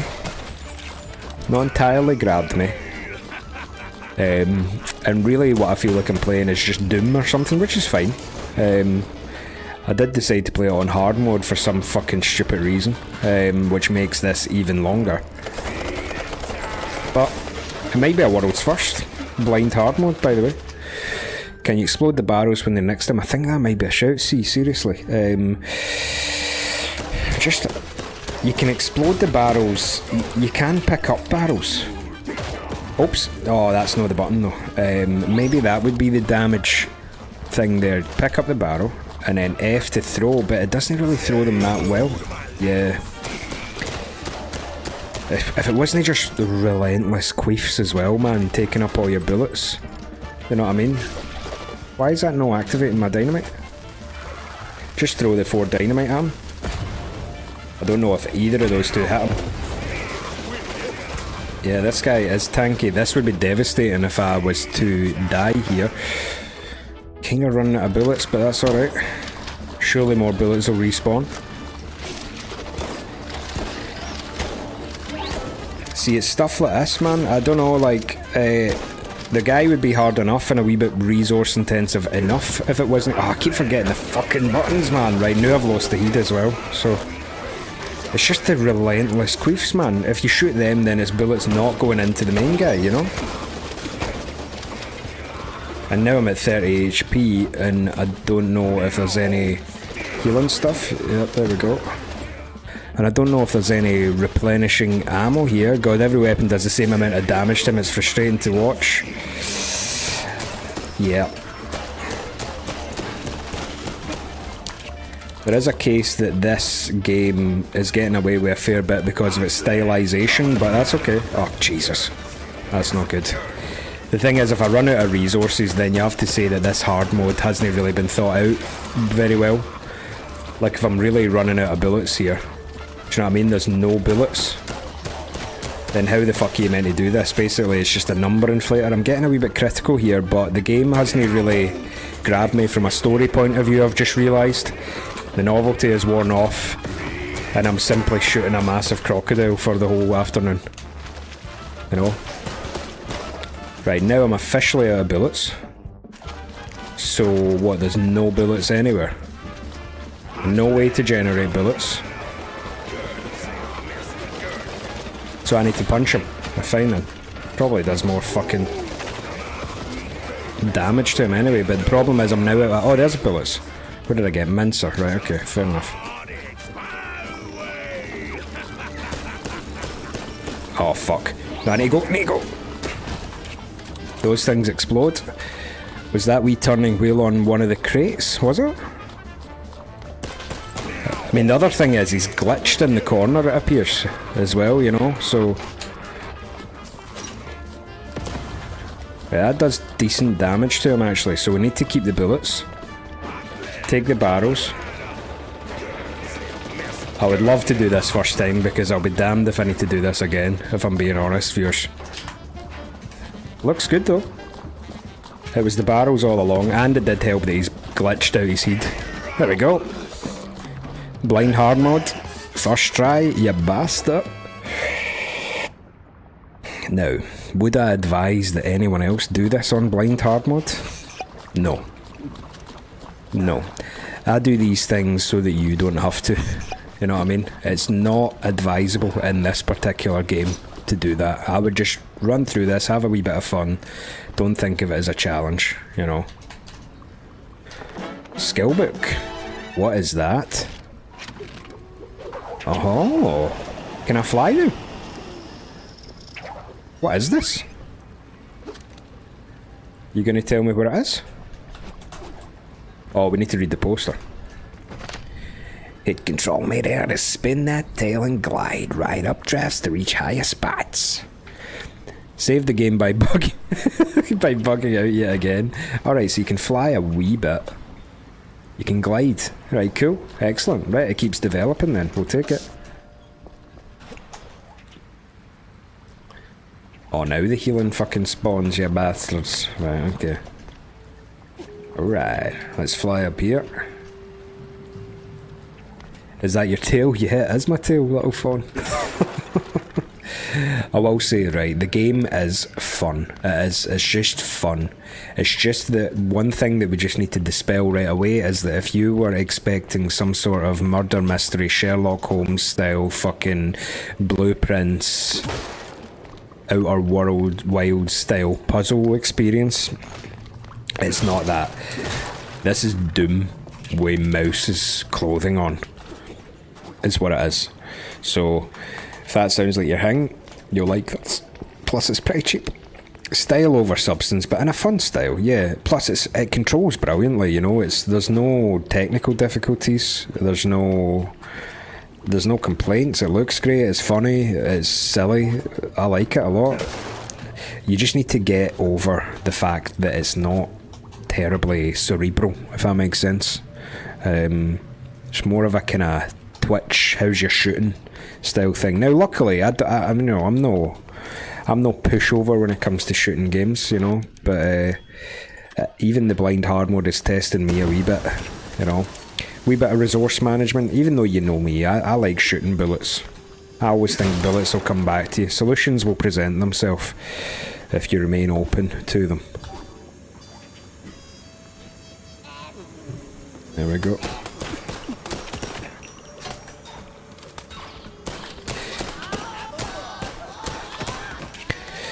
Plus, you might notice that I'm playing with mouse and keyboard. I think that mouse and keyboard, if you have the opportunity to do it, is the optimal way to play first-person games. And I actually struggle these days going back to a control pad to play stuff like Cyberpunk. I did it, don't get me wrong, right? I did it just fine, but it's mouse and keyboard's just the freedom. I think I'm a wee bit tighter at shooting people with a mouse and keyboard, especially because my mouse is wireless, so that helps. There's no friction. Strangely, I do become better at so me and Laws, we do play a lot of shooting games and a lot of kind of twitchy competitive games, and we became really good at them. But what I noticed here, strange thing, right? So I try and let me just figure out what's going on here. There we go. So I try my best to exercise at least once every 2 days, right? For my particular brand of demons, it seems to be the only thing that clears out that what needs clearing out. But I noticed that I would see if I kind of let it slip a wee bit, I would get worse at games, and I realised that doing push-ups made me better at shooting games because I was more in twitch control with my right arm. Strange, which is a thing that you don't get with a pad, see, because it's all fingers. But a mouse and keyboard is more the entire arm as part of the aiming package. So I found that if I was doing more push-ups, I was getting better at shooting games, which is curious. So Fawn there's saying, my only trouble with mouse and keyboard is that a lot of functionality gets assigned to your keyboard hand, and isn't that the truth? And some games don't quite figure out how to assign all the buttons to it. You know, some games they need rebound. This game actually came out of the box pretty good. The only button that I always rebind, and this was Laws actually that told me to do this one day and it changed my life, is that certain mice have buttons on the side, as you know, and you can put extra functionality on them, and it's been our wee tradition, and it is great, by the way, to put reload not on R, because one thing I hate is having to move my index finger away from E and D. R's just that one wee space too many for me, so putting the reload onto the side mouse button just means that you just hit it with your right thumb, because your right thumb's kind of already there anyway. And by the way, I don't know about yous, right? This might be a millennial thing, but I'm a fucking chronic reloader. See if reload's available, you better believe that I'm reloading, you know? I'll reload in the middle of fights and I still have hundreds of bullets left, you know? There it was I needed to reload, but I don't know, maybe a millennial thing? Any other millennials could maybe confirm or deny that. But God, I am a fucking chronic reloader in games. There we go. I have a trackball mouse, so no extra buttons for me. Ah, okay, so that's kind of... trackball mouse, is that the kind of thing... I've seen them. That's the kind of thing that the creatives use to stop carpal tunnel, isn't it? I think.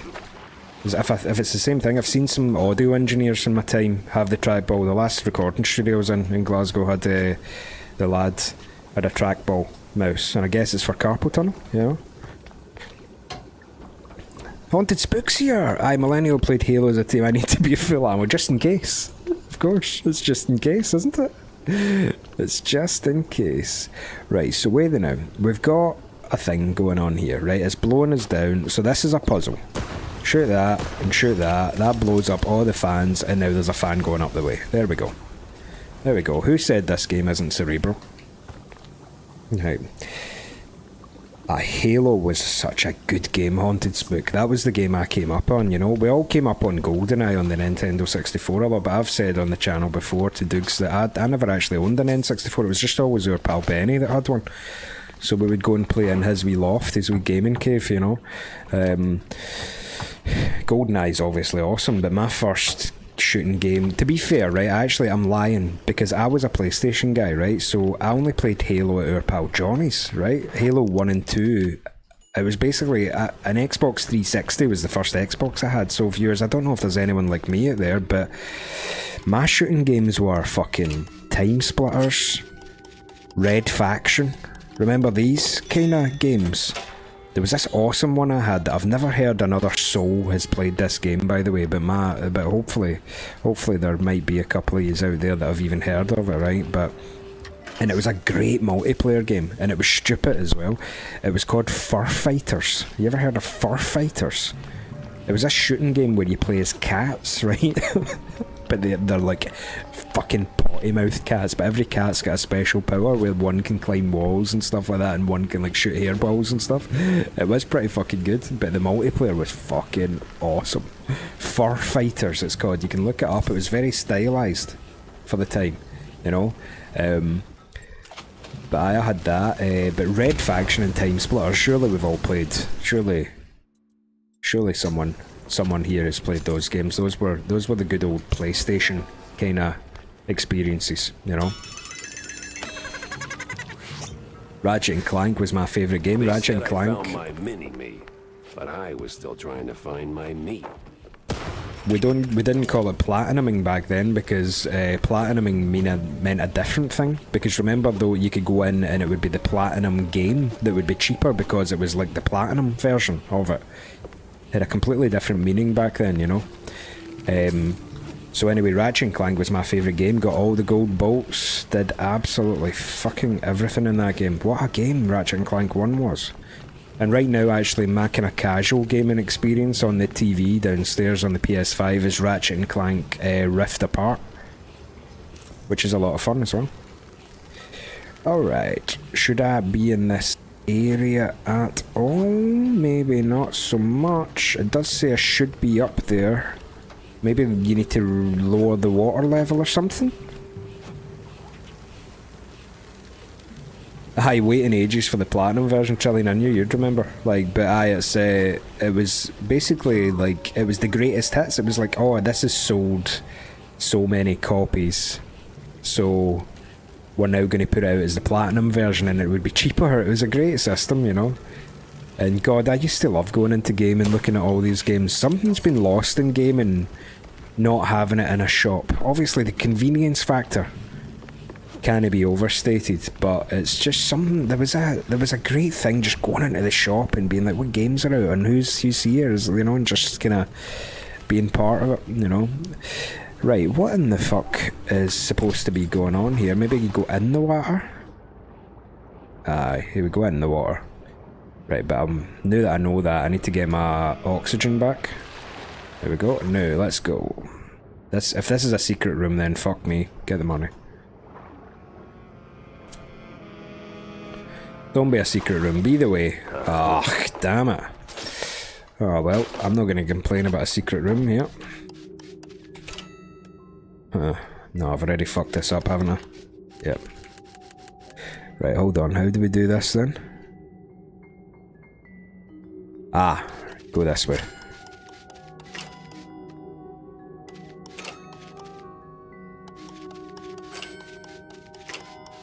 Boom. Half-Life was... I actually never owned Half-Life, even though I had the PS2.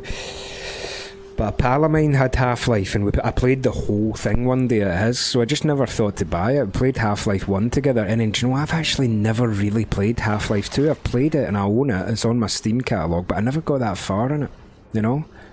Never got that far in it. Oh, there we go. Right, so where the fucking fuck is this supposed to...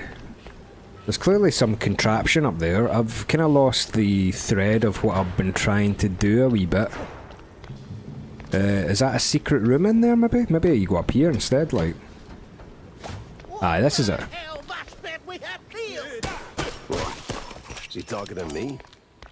So that whole bit was just a secret room? No, I've been here, have I not? Well, there is ammo lying about everywhere, so... Maybe I haven't? Okay. That's gotta be the big bad foreman. Uh-oh. Kinda scrawny for a boss.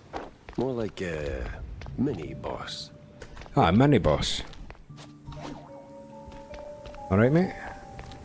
4-man. Listen, Coolyon, I don't know what made you change your mind. Wait.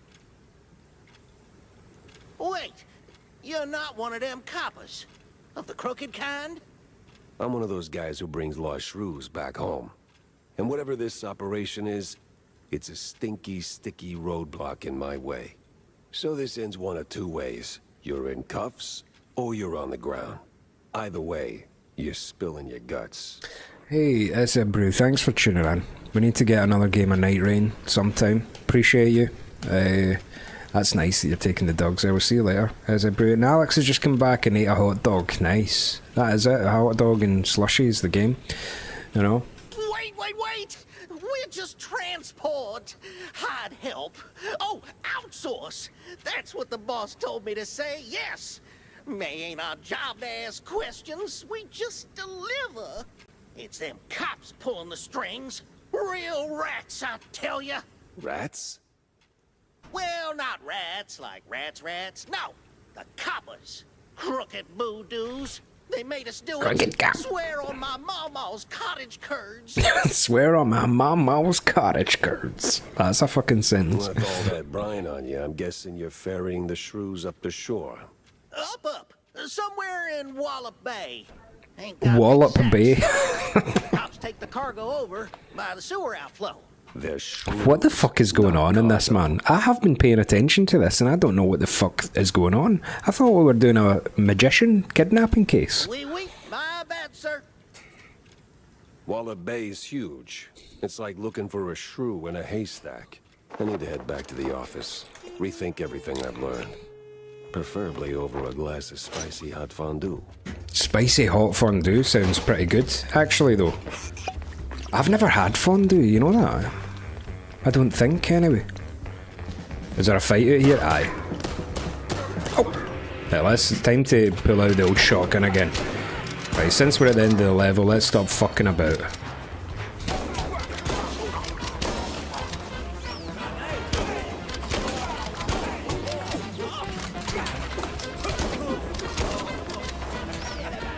If you do it quick, you lose the least health. That's my motto.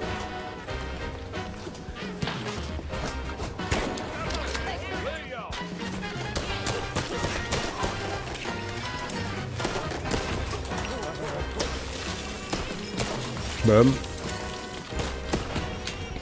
Just missed him with that barrel, you see that? Boom.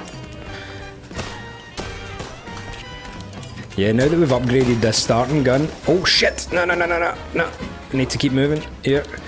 Don't really have a lead on a health pack yet. I do, I just seen one out the corner of my eye there. I'm gonna make a break for it. Oh shit, I need to make a break for it. Let's go. Oh yeah. Any more HP? Yeah, there's some armor. There's a HP bottle. Just stock up right now. And then let's get back upstairs with one of these double jumps. Flub that right up. Sorry, we'll shoot people from down here.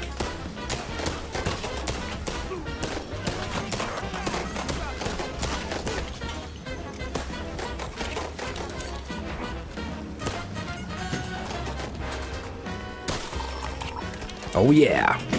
Who fucking wants some? Missed.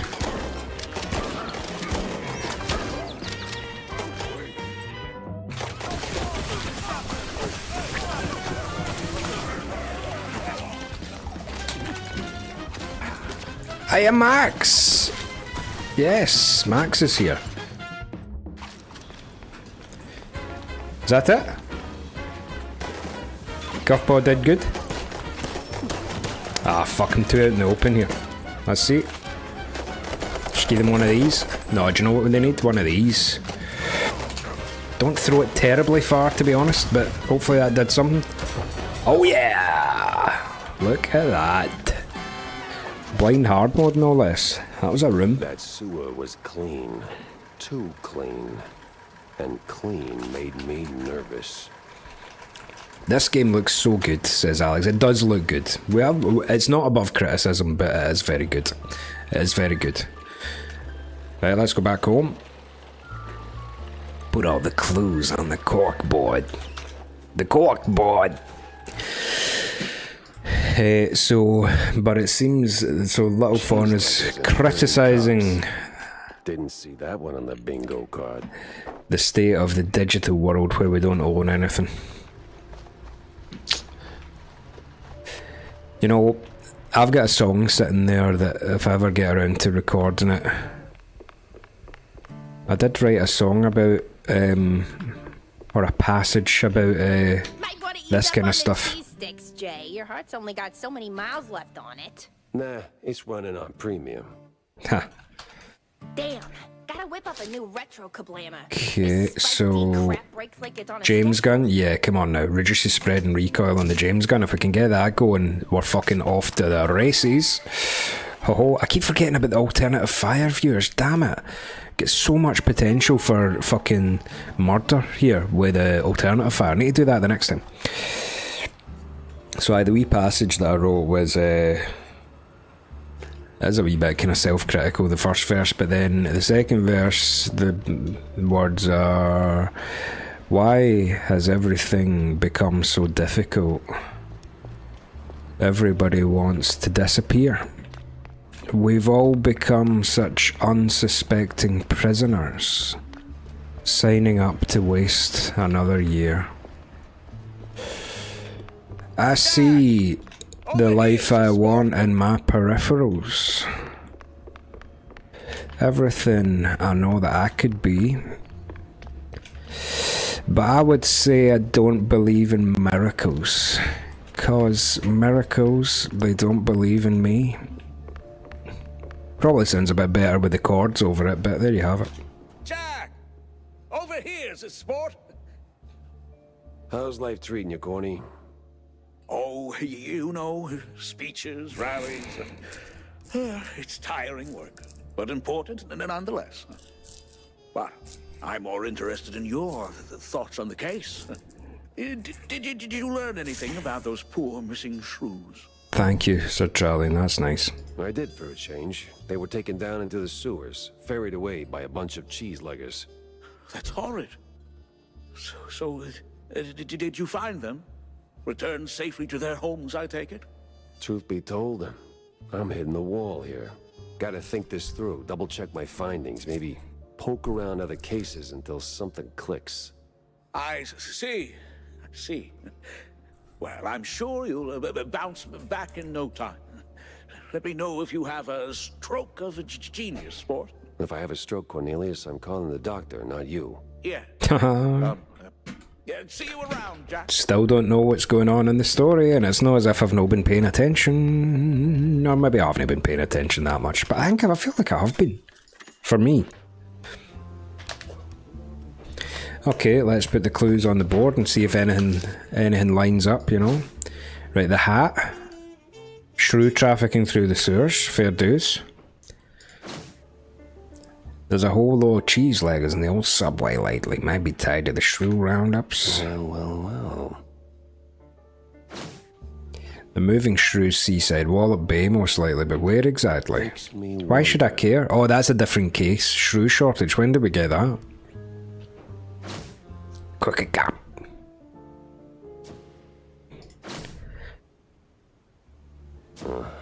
Okay, no idea what's going on or why we care about the shrew shortage. That might be Cornelius that's been telling us to do that, you know? Nothing to do there. Oh, hello. Oh, it's her.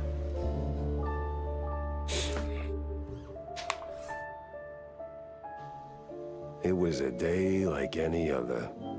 Until her. The woman. That woman. She waltzed into my office like she owned the place. Didn't have to say a word. I saw her voice the moment she walked through the door. Wrapped in makeup and a cloud of perfume reserved for the sleaziest Tinsel Brothers party. No, that voice. Not a contralto. The contralto. Thick. Rough. Like Gorgonzola picante slapped on a mozzarella platter. Sure. Monsieur Yep, sure. Jacques.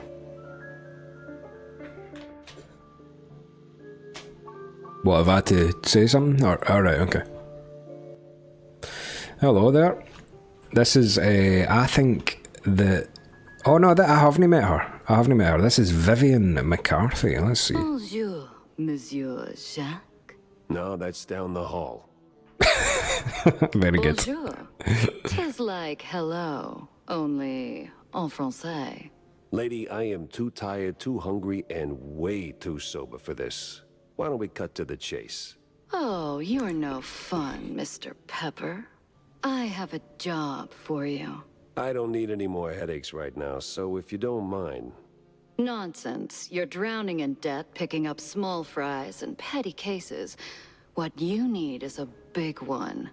And this, Mr. Pepper, is the big one. Well, go on then. What's the deal? It's about my friend. She's... dead. They killed her, Jack.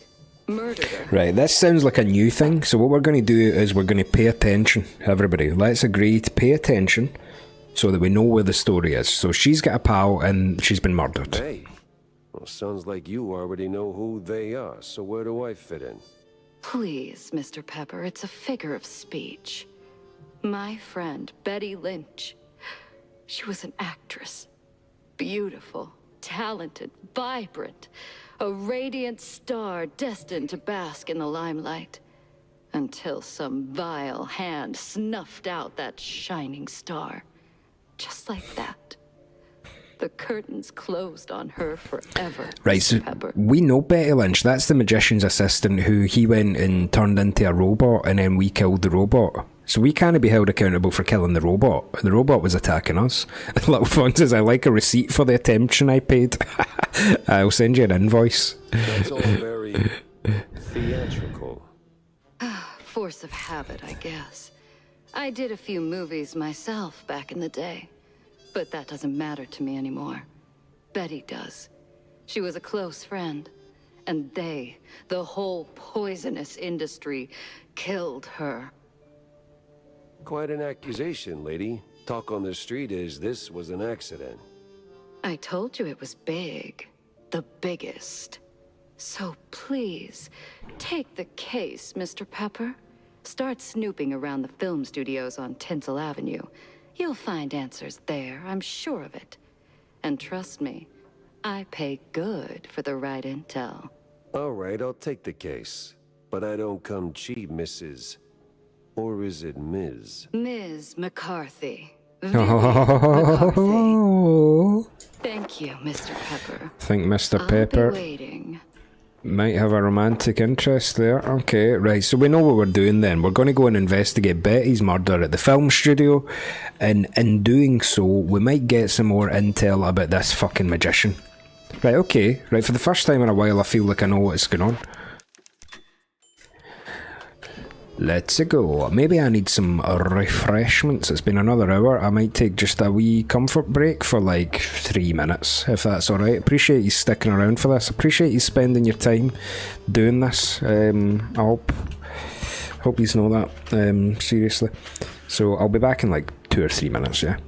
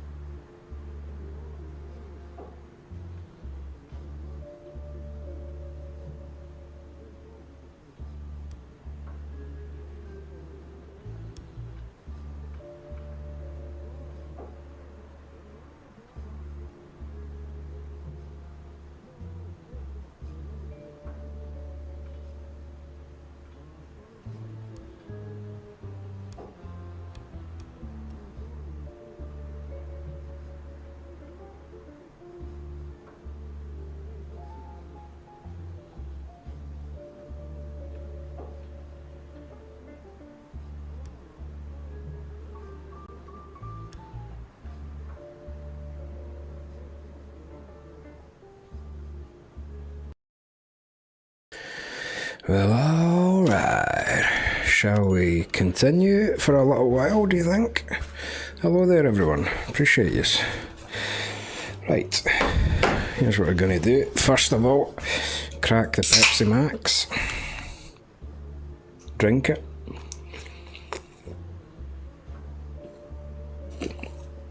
One more level. And then I better go and do some chores. Got some dishes to wash and clothes to wash, you know what it's like. Right, we've leveled up. Can we get some bullets just for the road? Let's do that. Just buy all of them. Not really much else to spend money on, to be honest. And then that's that. Red Dead Crybaby on YouTube's there. Hello there. First time in here. Hello there. Appreciate you coming. Alright. Let's do this. When do you think you're going to complete Undertale, Max? Soon? Or sooner than that? And how are you liking it? Does it live up to the hype? Okay, let's enter Tinsel Avenue. This looks like it's going to be a movie set. This could be a cool little level. Tinsel Avenue. Glitz, glamour, and now murder looking to steal the spotlight. Ah, who are you? You wanting shot? I'll shoot you, no problem. God, I only just got here, mate. You're supposed to shoot movies, not visitors. Haha, Aurora's saying fuck you reminded me that I've got a washing in. Sorry about that. Oh, man. All this living ain't no life, is it? Fucking spending your time doing fucking washing the dishes and that. Tell you what, I love our new house, right? We moved like 2 years ago, right? But we've not got a dishwasher. We had a dishwasher in the old gaff. But man, see washing your own dishes, man, life's too short.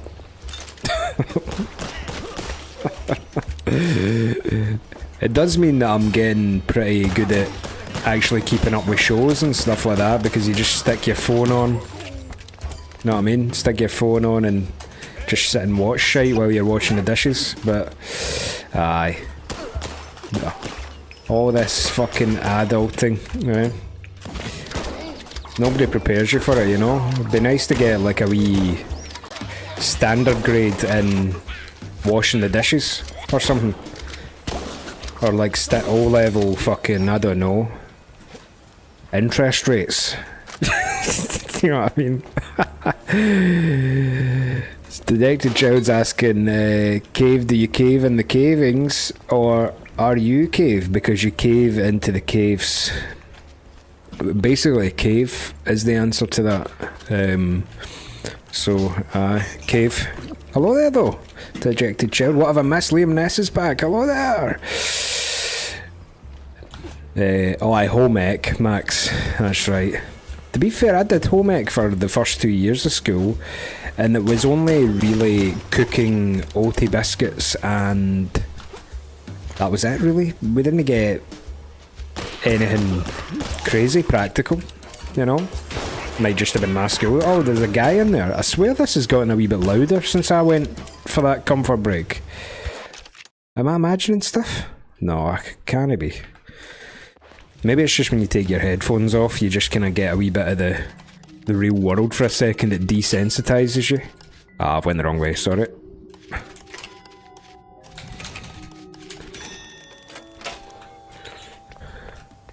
Zelnick Cube there on the chat. Hello there. Oh shit! Right, okay, come on. Right, this de-varnisher. Swear to God, this is the unsung hero of the operation. Reload. Yeah, there we go. See, it just fucking explodes everybody. Oh, open event. Engage the money. Let's just go through here, why not? There'll be a secret through here. Oh, there's a spider. Eating a wee baby fly? Jesus Christ, that is gruesome. Is it not? That's fucking gruesome. Let's put a stop to this right now, actually.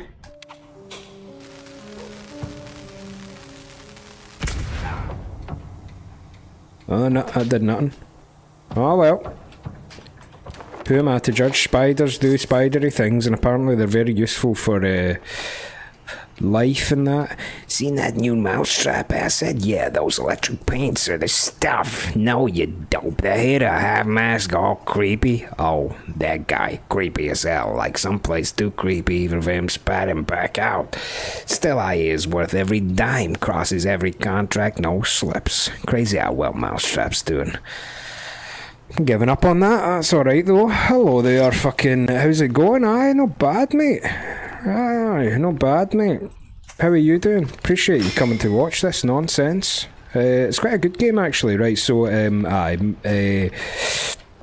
Liam's asking how we're finding this game. Aye, it's really good if you can just divorce yourself from the wish that it was maybe a bit more like you had to deduce stuff. The story just kind of gets vomited at you. There is no agency in the solving of the mystery. Unfortunately, this This game is just more like Doom. This is Doom, Half-Life, Bioshock, kind of rolled into one. It's a corridor shooter, but a very fine one, if you ask me. So, aye. If that's your thing, that's your thing. If not... Oh, I forgot about the mop. Yeah, the mop tells you where to go. Right, okay. Grand Theft Mouse Sticks is down the cube. Aye, it is quite like that. Don't get me wrong, the fighting is extraordinarily fun. I'm enjoying it. It's very stylized. It runs like a dream. You know, this runs like a fucking, I don't know, Peugeot 206 in 2004. It's perfect, you know. I think I've said this before just today earlier. This game is going to live or die by how much it outstays its welcome. It's never a bad thing to have too much game. It's never a bad thing, is it? If you like a game, you want more game, happy days, go and play more game. But I think this is one of those games that could maybe benefit from just being a nice wee self-contained adventure and then doesn't outstay its welcome too hard, you know? But you never know, we might grow to love it. It does feel like it's louder since I went to the toilet there, you know? Arriving to see the proper ways of spider disposal, I see. Yeah, I've started accommodating spiders in my life, you know? It's one of these things, isn't it? Even stuff like wasps, bees, stuff that maybe past me would have just recklessly killed out of fear. And it's not as if I'm not scared of them, viewers. Definitely feels louder, man. Do you mind if I turn it down a wee bit? Maybe I should just turn it down in the... Do you feel that? Is that louder? Just turn it down a wee bit. No? Because I can turn my master volume down. It just feels like it's louder since I went to the toilet, literally.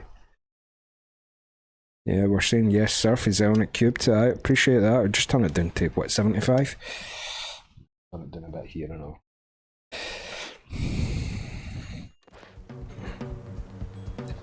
Okay.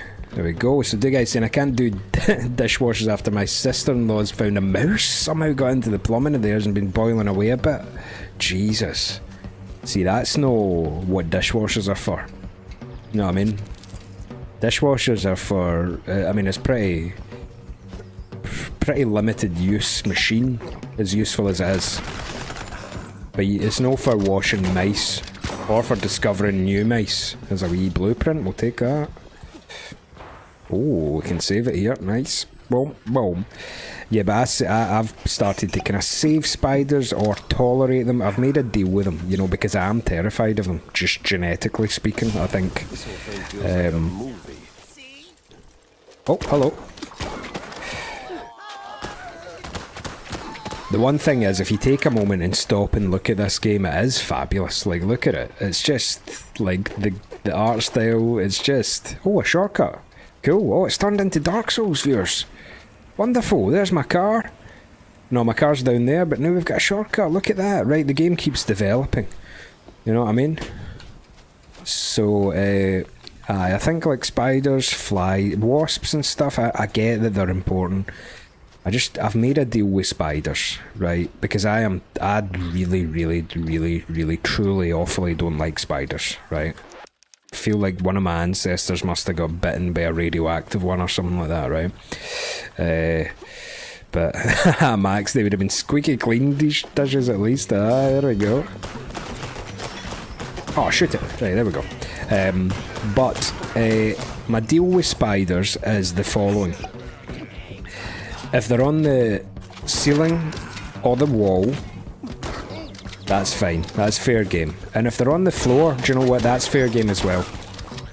They just can't be on the bed. And they can't be on my desk where I'm doing stuff.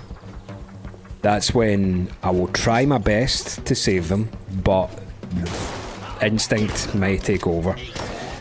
The one that really, really is the worst. And by the way, even if one came on my desk, I would go the extra mile to try and put it outside. I wouldn't just smash it, because what am I going to do? Touch it with my bare hands? Come on. The one that really, really gets me, and it only happens occasionally, and any of you drivers out there, you might be familiar with this experience, right? But sometimes spiders just decide that they're going to start fucking coming down onto your face while you're driving. What do you do then? No, I mean, you can't take a wee moment and say, oh, I'll put you outside, mate. Oh, we're in a movie.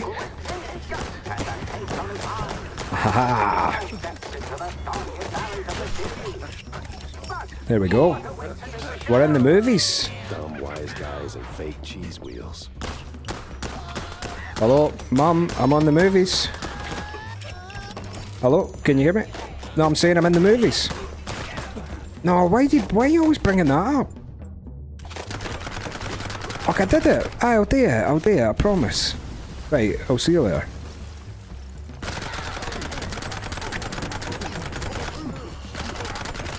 I get that it's not open house day. There we go. Little hospitality kill you. Miss Lee.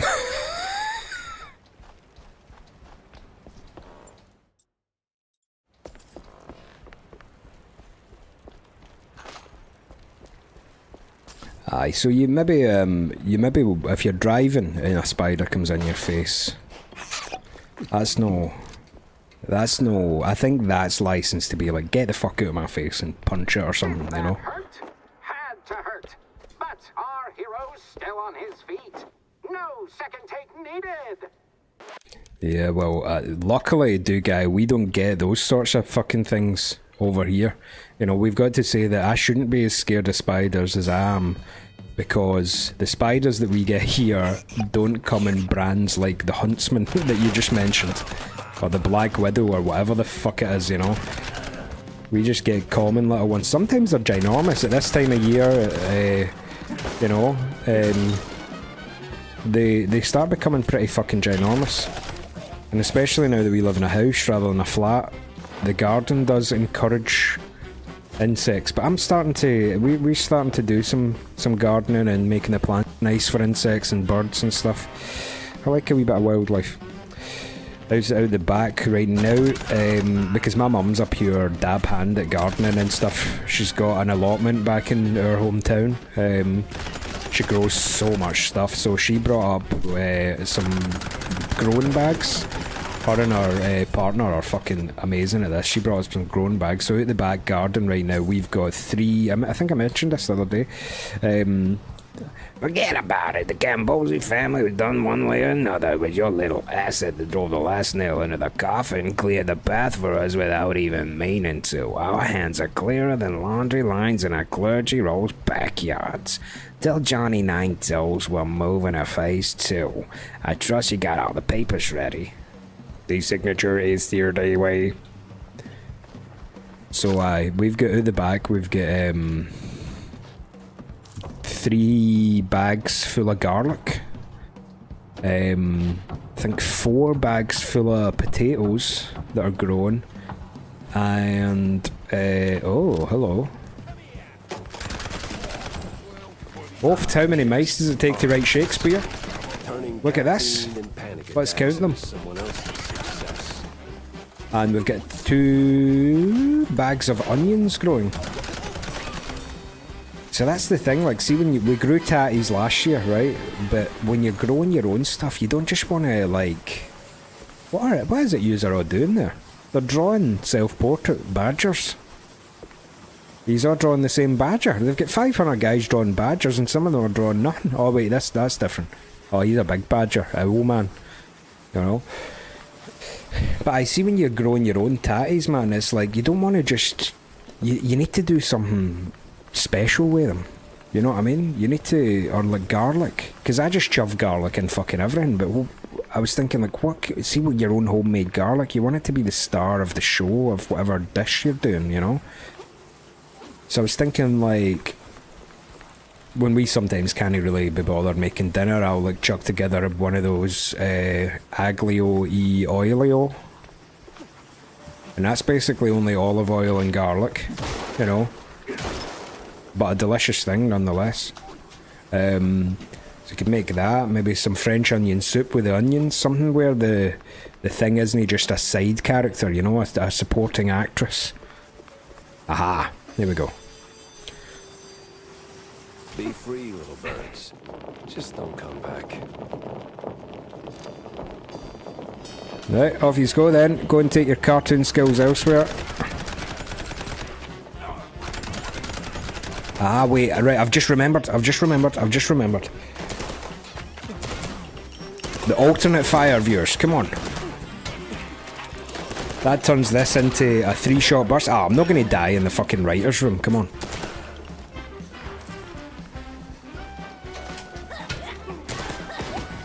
Oh, fuck this right up. I'm Flumford the Dillion. Right, get a shotgun out and let's have done with this.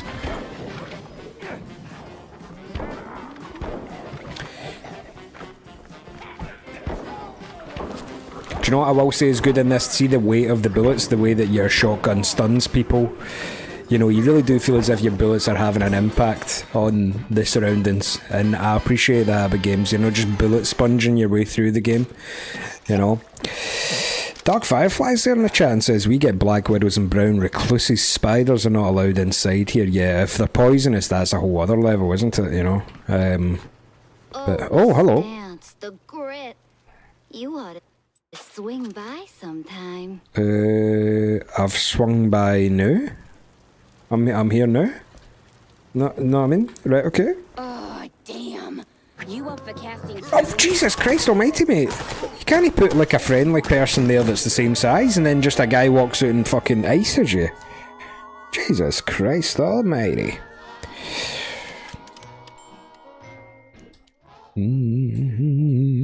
Garlic mayo or garlic butter, says Max. I see, now we're talking. Do you know what I mean? You can't just put it through something that you're only slightly going to taste the garlic. You know what I mean? Because I put garlic in fucking everything, man. I've got garlic coming out of the ears. But... Oh, damn. You up for casting too? I guess so.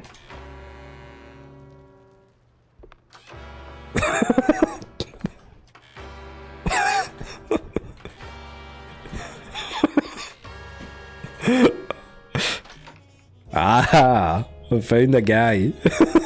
That was a random Doors thing. Gabe Clarkle. There we go. Gabe Clarkle. Any bells?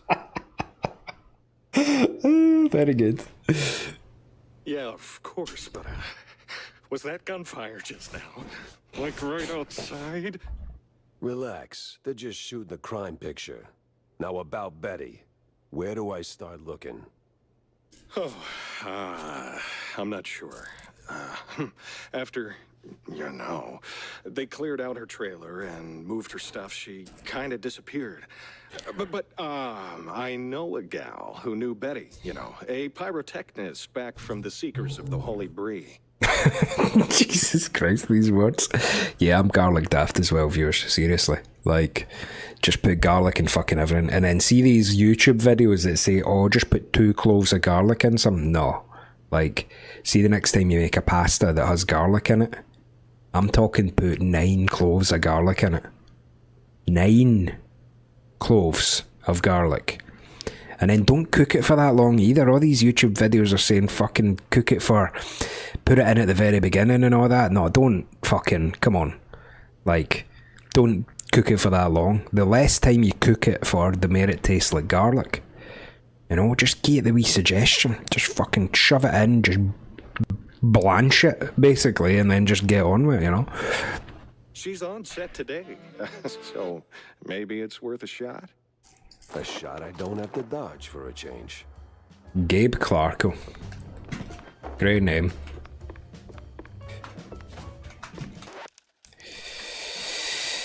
I kiss you in a style Clark Gable wouldn't mind. I thought it classic.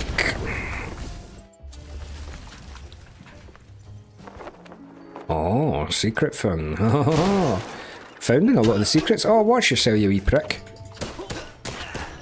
Jake Ballface, man. Right, what we got here then? Just a barrel room. Oh no, those guys are tough. Just keep the gun out. Aye, right, man. Those guys can fucking teleport, like. Aye, there we go. You have to say the music's brilliant in this. You have to give it to them for the music, don't you?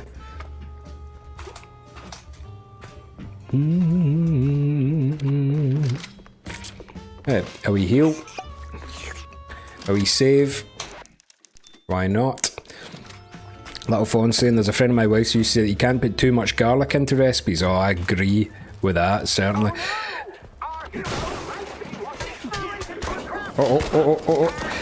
Allegedly, she found the limit where too much garlic became bad for the recipe, but I still don't believe her. It has to be a lot, man, because I usually, if I'm making maybe, like, see one of our pots is, like, perfect for the amount of servings we want that night, plus a wee bit the next day, you know? I sometimes just put the whole fucking bulb. Aurora, two cloves equals full bulb. Yeah, why are people scrimping on garlic, man? Like, especially the garlic that you get out the shop. By the way, that's the thing I'll say. See, because my ma grew her own garlic last year and gave us some. See, when you grow your own stuff, man, the taste, it's like you've never tasted it properly. My gran grew tomatoes and gave me one. It's like I'd never tasted a tomato before then.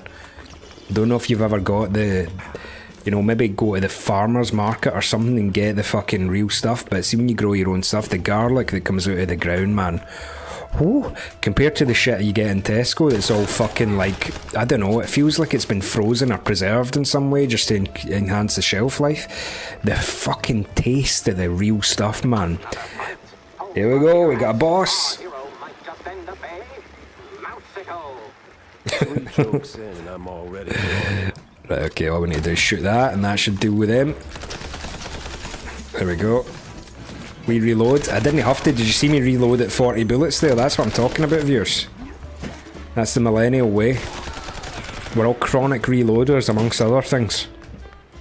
You know, existential reloaders.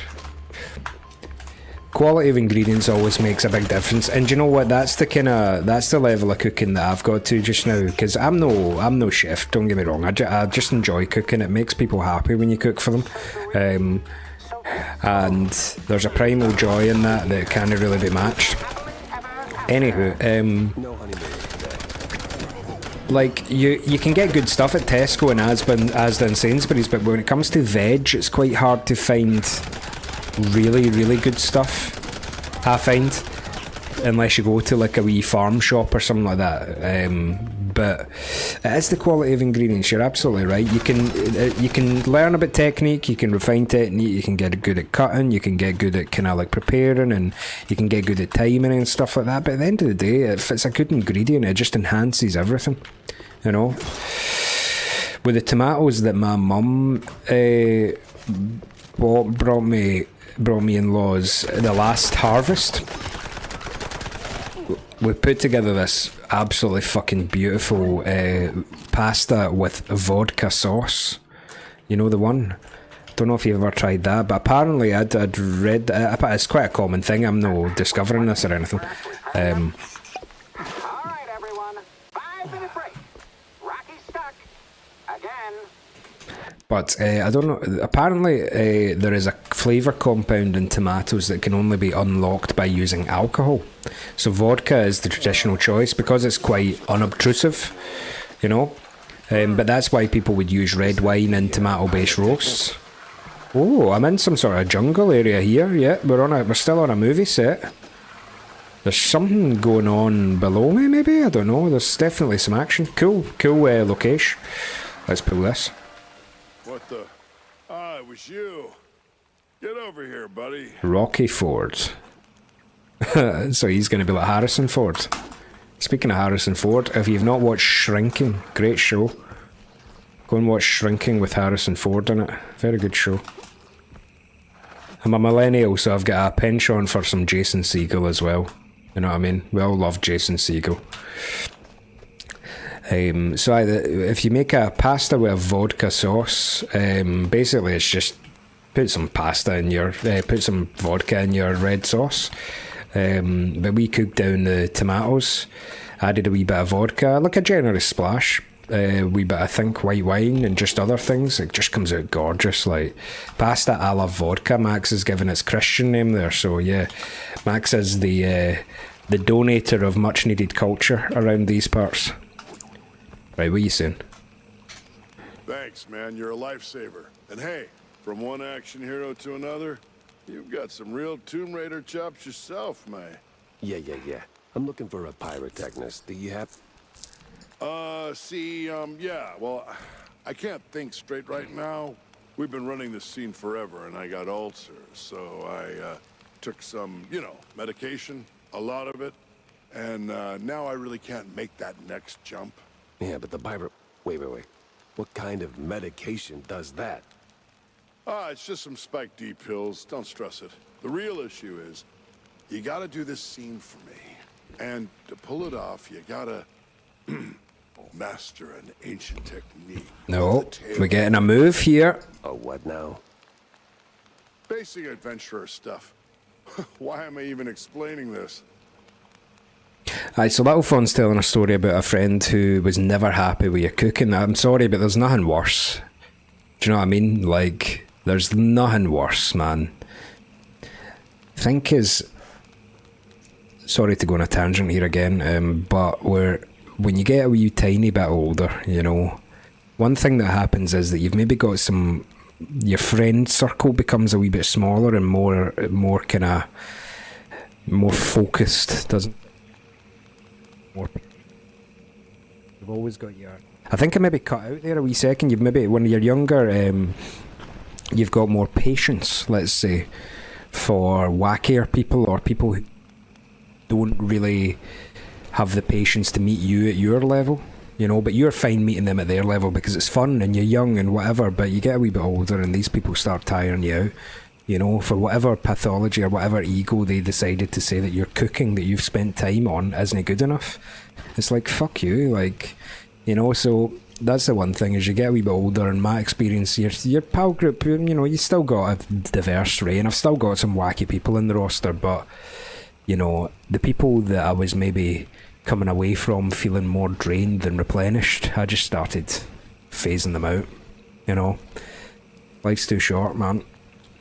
So, climb up there, pull the lever, swing over the gaps midair, grab the last golden idols, put them back on the pedestal. Boom. Easy. Alright, we can do this. Just roll, right? Grappling tail, oh yeah, no, we're fucking talking. Right, okay, we can zip around then. Right, let's look at the idol.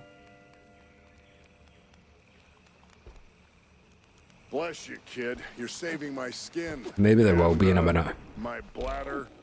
Right. Place the idol. Where's my poster that tells me how to do stuff? Ah, ha ha ha. Spot a grappling point. It cued a swing. Well, alright. Okay. Oh, the platforming potential opens up. This game just keeps giving you new wee fun bits of tools to play with. Tell you what. Aye, there is people out there who seem to just want... the analogy that I like is like... They want to look as if they're higher on the water level by popping your boat, your life raft, rather than just trying to raise the water level so that everyone rises.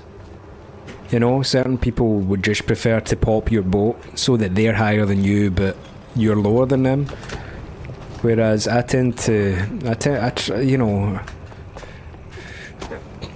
whatever. You should put a bit of effort into making sure that the water level rises and everyone comes up with you. The water level rises up and you just keep putting water in rather than popping someone else's boat, Yeah, it's the same outcome. But some people's egos don't really let them, or don't really let anyone else surpass them in a way. So they'll help up to a point as long as you're still perceived to be below them. Oh, but don't try and surpass those kind of people. Don't try and be okay, That's when they'll hate it. So we start phasing those kind of cats out, you know. Whatever. Jeff Keller's here on YouTube! Fucking yes, Jeff Keller! Oh, I am gonna eat it here in a second if I don't watch myself. Oh no, I wanted that gun out. Oh, is this gonna protect me? Shoot him. Yep, stun him. Come on, come on, come on. Yes. Excellent. There might be a wee health pack through here somewhere that I missed. I don't... It's probably not worth getting back. It's probably just worth dying to save time, isn't it? Oh, that's some dodging there. See that? Oh, who's coming out here?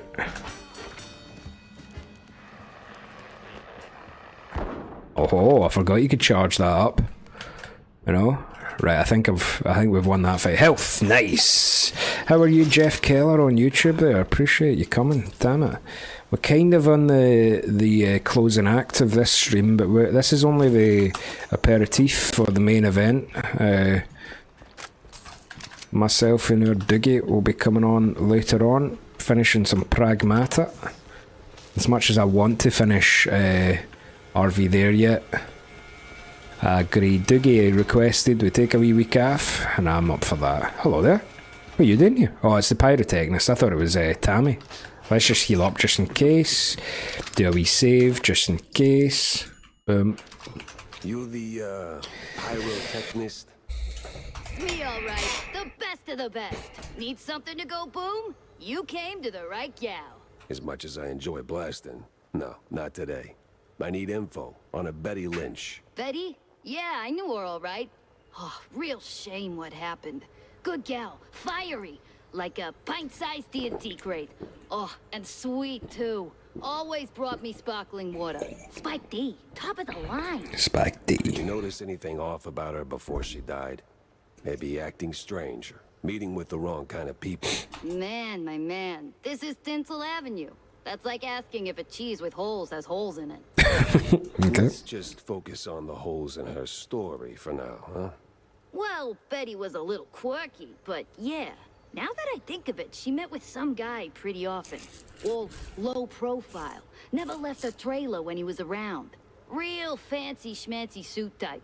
You know how they are. Can't resist a rising starlet. I hear her trailer's gone. Oh yeah.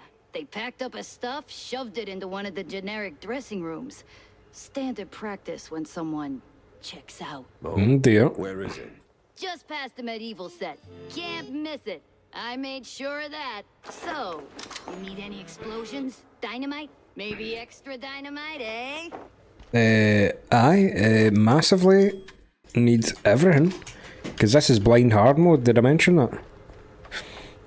Oh wow, a stream before the stream, says Liam. Aye, we're streaming later on actually. I tend to do these ones in the middle of the day more on a whim than anything.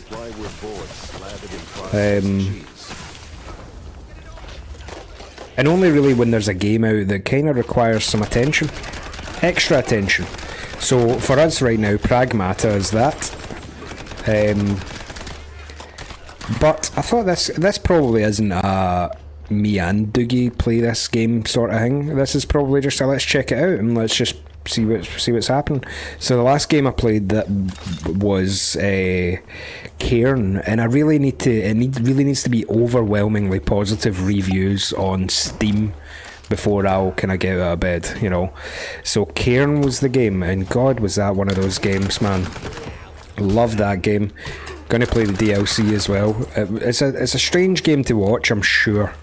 I'm sure it is, but I think those who enjoyed it, they told me really nice things that they said they really enjoyed it. So I think it's worth playing the DLC myself. I don't know. It needs, for me to commit to like a week of streaming in midday, I would probably need to be a game that has overwhelmingly good reviews. Oh, Dougie's there in the chat. Fucking yes. Oops, I fell off. Oh, the no death run's over. Shit. Watch the cheese melt and hear the joyful squeaks of my dinner guests. Dougie's here. Hot pepper, let's go, you bastards, eh? Fuck you, fuck you, fuck you, fuck you. Who else wants some? You wanting some? Aha, that's how we deal with those four guys. At least, and certainly, at most. I wonder if Dougie would like this. Dougie, I wonder if you'd like this, mate. I'm not 100% sure this would be your cup of tea, if I could be so bold. I think that the story problems that we were mentioning earlier, I think that would maybe get to you a wee bit. I don't know that you'd be overly enamoured with this from a story point of view. But who am I to say? That's just from, you know, that's just a calculation from knowing you for 25 years. So I think Dougie likes a wee bit more of an intricate story and will actually forgive games with bad gameplay if they have a good story. But I don't know if it necessarily is the other way around as well. Is it the other way around too? Like good gameplay but bad story? I don't know. Because the story in this, I don't know about it. You know, I don't know about it. Shortcut unlocked. Oh, we're here. Oh, it's Man Manson. Right, cool. Wonderful. Boom. I know.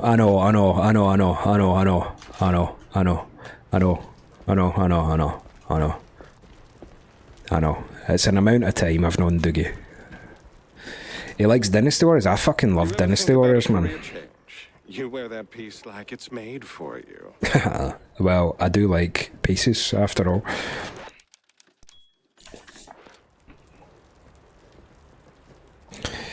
We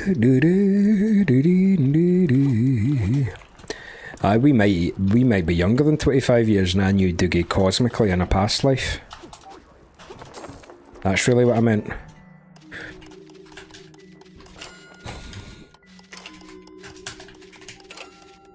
Am I gonna have enough moves? Oh, it's not a move timer. Yeah, it's cool. Boom, motherfucker. Cash that you basically really can't spend anything on, but it's alright. Oh! Oh, there'll be a grappling hook somewhere, surely. No? Aha, boom. Shoot that. Grapple up there. And then here we go.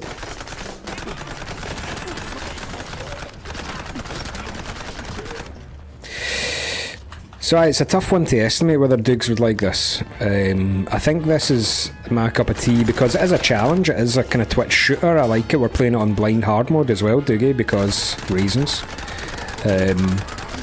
Why not? I think we're holding our own. It's not terribly hard on blind hard mode, but the thing is, it's fine on, it's challenging but not stinking, if you know what I mean. It's really good at not being absolutely just stinking hard. Do you know what I mean? And there isn't like 100 layers of difficulty. It's basically easy, normal, or hard, and it's called Super Sleuth. And it basically just makes the enemies a wee bit harder, you know, but not terribly so. If you've got decent aim, you can still take them down pretty easy. Dougie's going to struggle with the grey, I think. It's been grey the whole time, so if that's what's maybe getting you down, then I think you would probably hate this. Oh, there he is. Dougie's, I fucking loved Dynasty Warriors back in the day. Max, are you a Dynasty Warriors guy? I bet you are. Well, this must be the place. This must be the place indeed. 360 no-scope. Actress dressing room. That's where we want to be. Because this is her dressing room. Search for clues. Okie dokie. There's a mirror. A drawer. Grab the key. Clue. A photo of Betty Lynch with one Milford Sawyer, one of the mayoral candidates. A stiflingly cologne note is clipped to it. Now that's a clue. A big mouse party meeting, and standing right next to Betty, the mayoral candidate, Milford, what's his name? High-stakes games, high-rolling friends. But the higher you climb, the harder you fall. So Max does love Dynasty Warriors. Of course he does. Of course he does. Thought of that. You know, I love Dynasty Warriors so much that I can't really even play any of the other Total War games. I can only play the Three Kingdoms Total War game. Nope, we need to go that way first, no? Nope. How do we do this? Ah, okay, gotcha.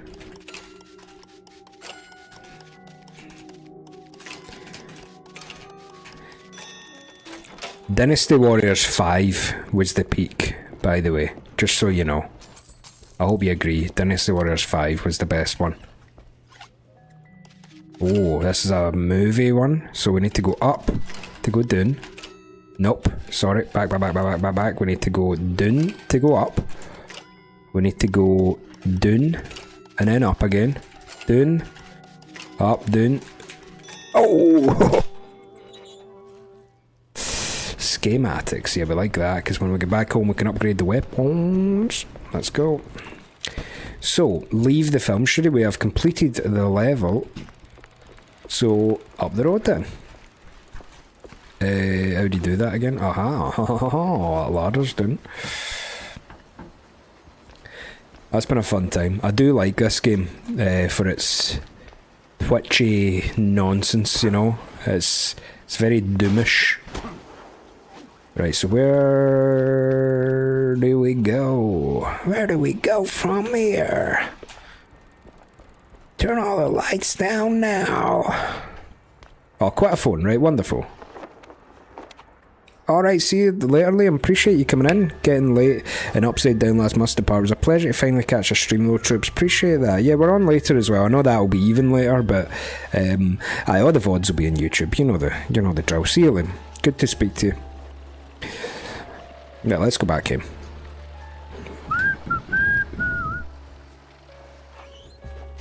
Put all this shit into the wall, and then I'll call it an afternoon of gaming. I'll need to go do some stuff. Pencil stench. Now it's time for a quick word with Vivian. I do need to fucking exercise quite badly as well. Me and Dougs are going to the gym tomorrow as well, but I need to do something today just to, you know, top it up.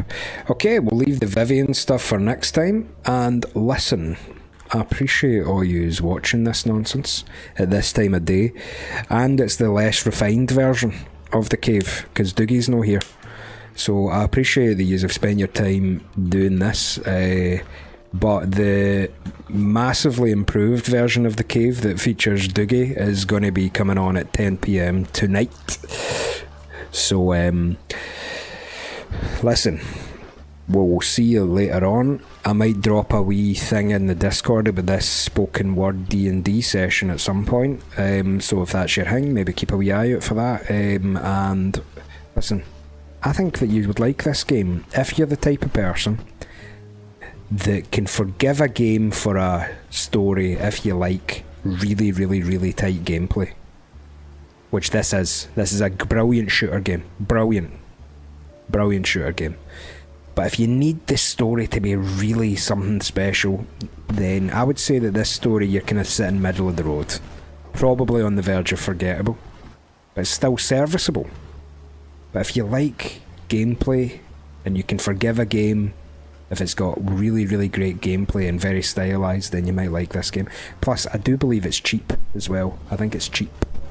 Might be quite cheap, which is important in games these days. So listen, I'm going to take off. I'll say cheerio to you, and I'll see you later. Oh wait, we could raid somebody. Who's streaming? Anyone? Any takers? Who's streaming? Max? You got Undertale in you? Aurora? You got some Metal Gear Solid in you, see? Not till 7, just a wee bit early, sorry about that. I could start now, Max is going to start, so here we go. Very many wonderfuls. There we go, right, we'll just chill for a wee second while Max gets set up. This is usually where I'd pull the guitar up, but there's a string missing off it. I did order some strings, Charlie, and I got my elixirs back. They've actually changed the branding on elixir strings. Hope they've not changed the recipe. But, yeah, Max, I believe, is playing Undertale there, so let's all go and watch some of that. If you were spoiled with strings recently, yeah, that was funny. That happens to me all the time, man. Like, see, I don't know, like your brain just rewires itself, doesn't it? Fucking sitting on the telly, watching the couch. Or like you've got your phone in your one hand and you go and grab the milk at the fridge and then you put your phone back in the fridge. I say back, you put your phone in the fridge for the first time. I love those wee funny foibles, man. They make me laugh. So I feel spoiled with strings recently.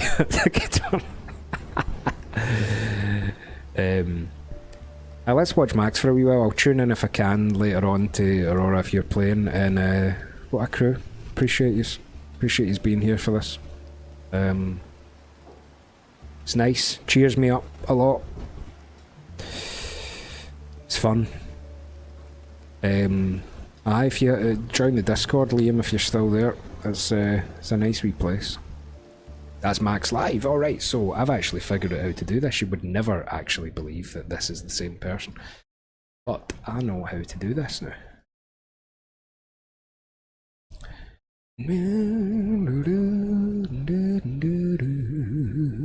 Okay, so Stream Manager. We are going to hit the raid button. And I'm going to say Stalag Max.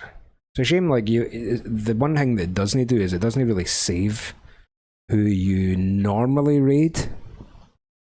It just gives you the option of people who are playing this game, basically, you know.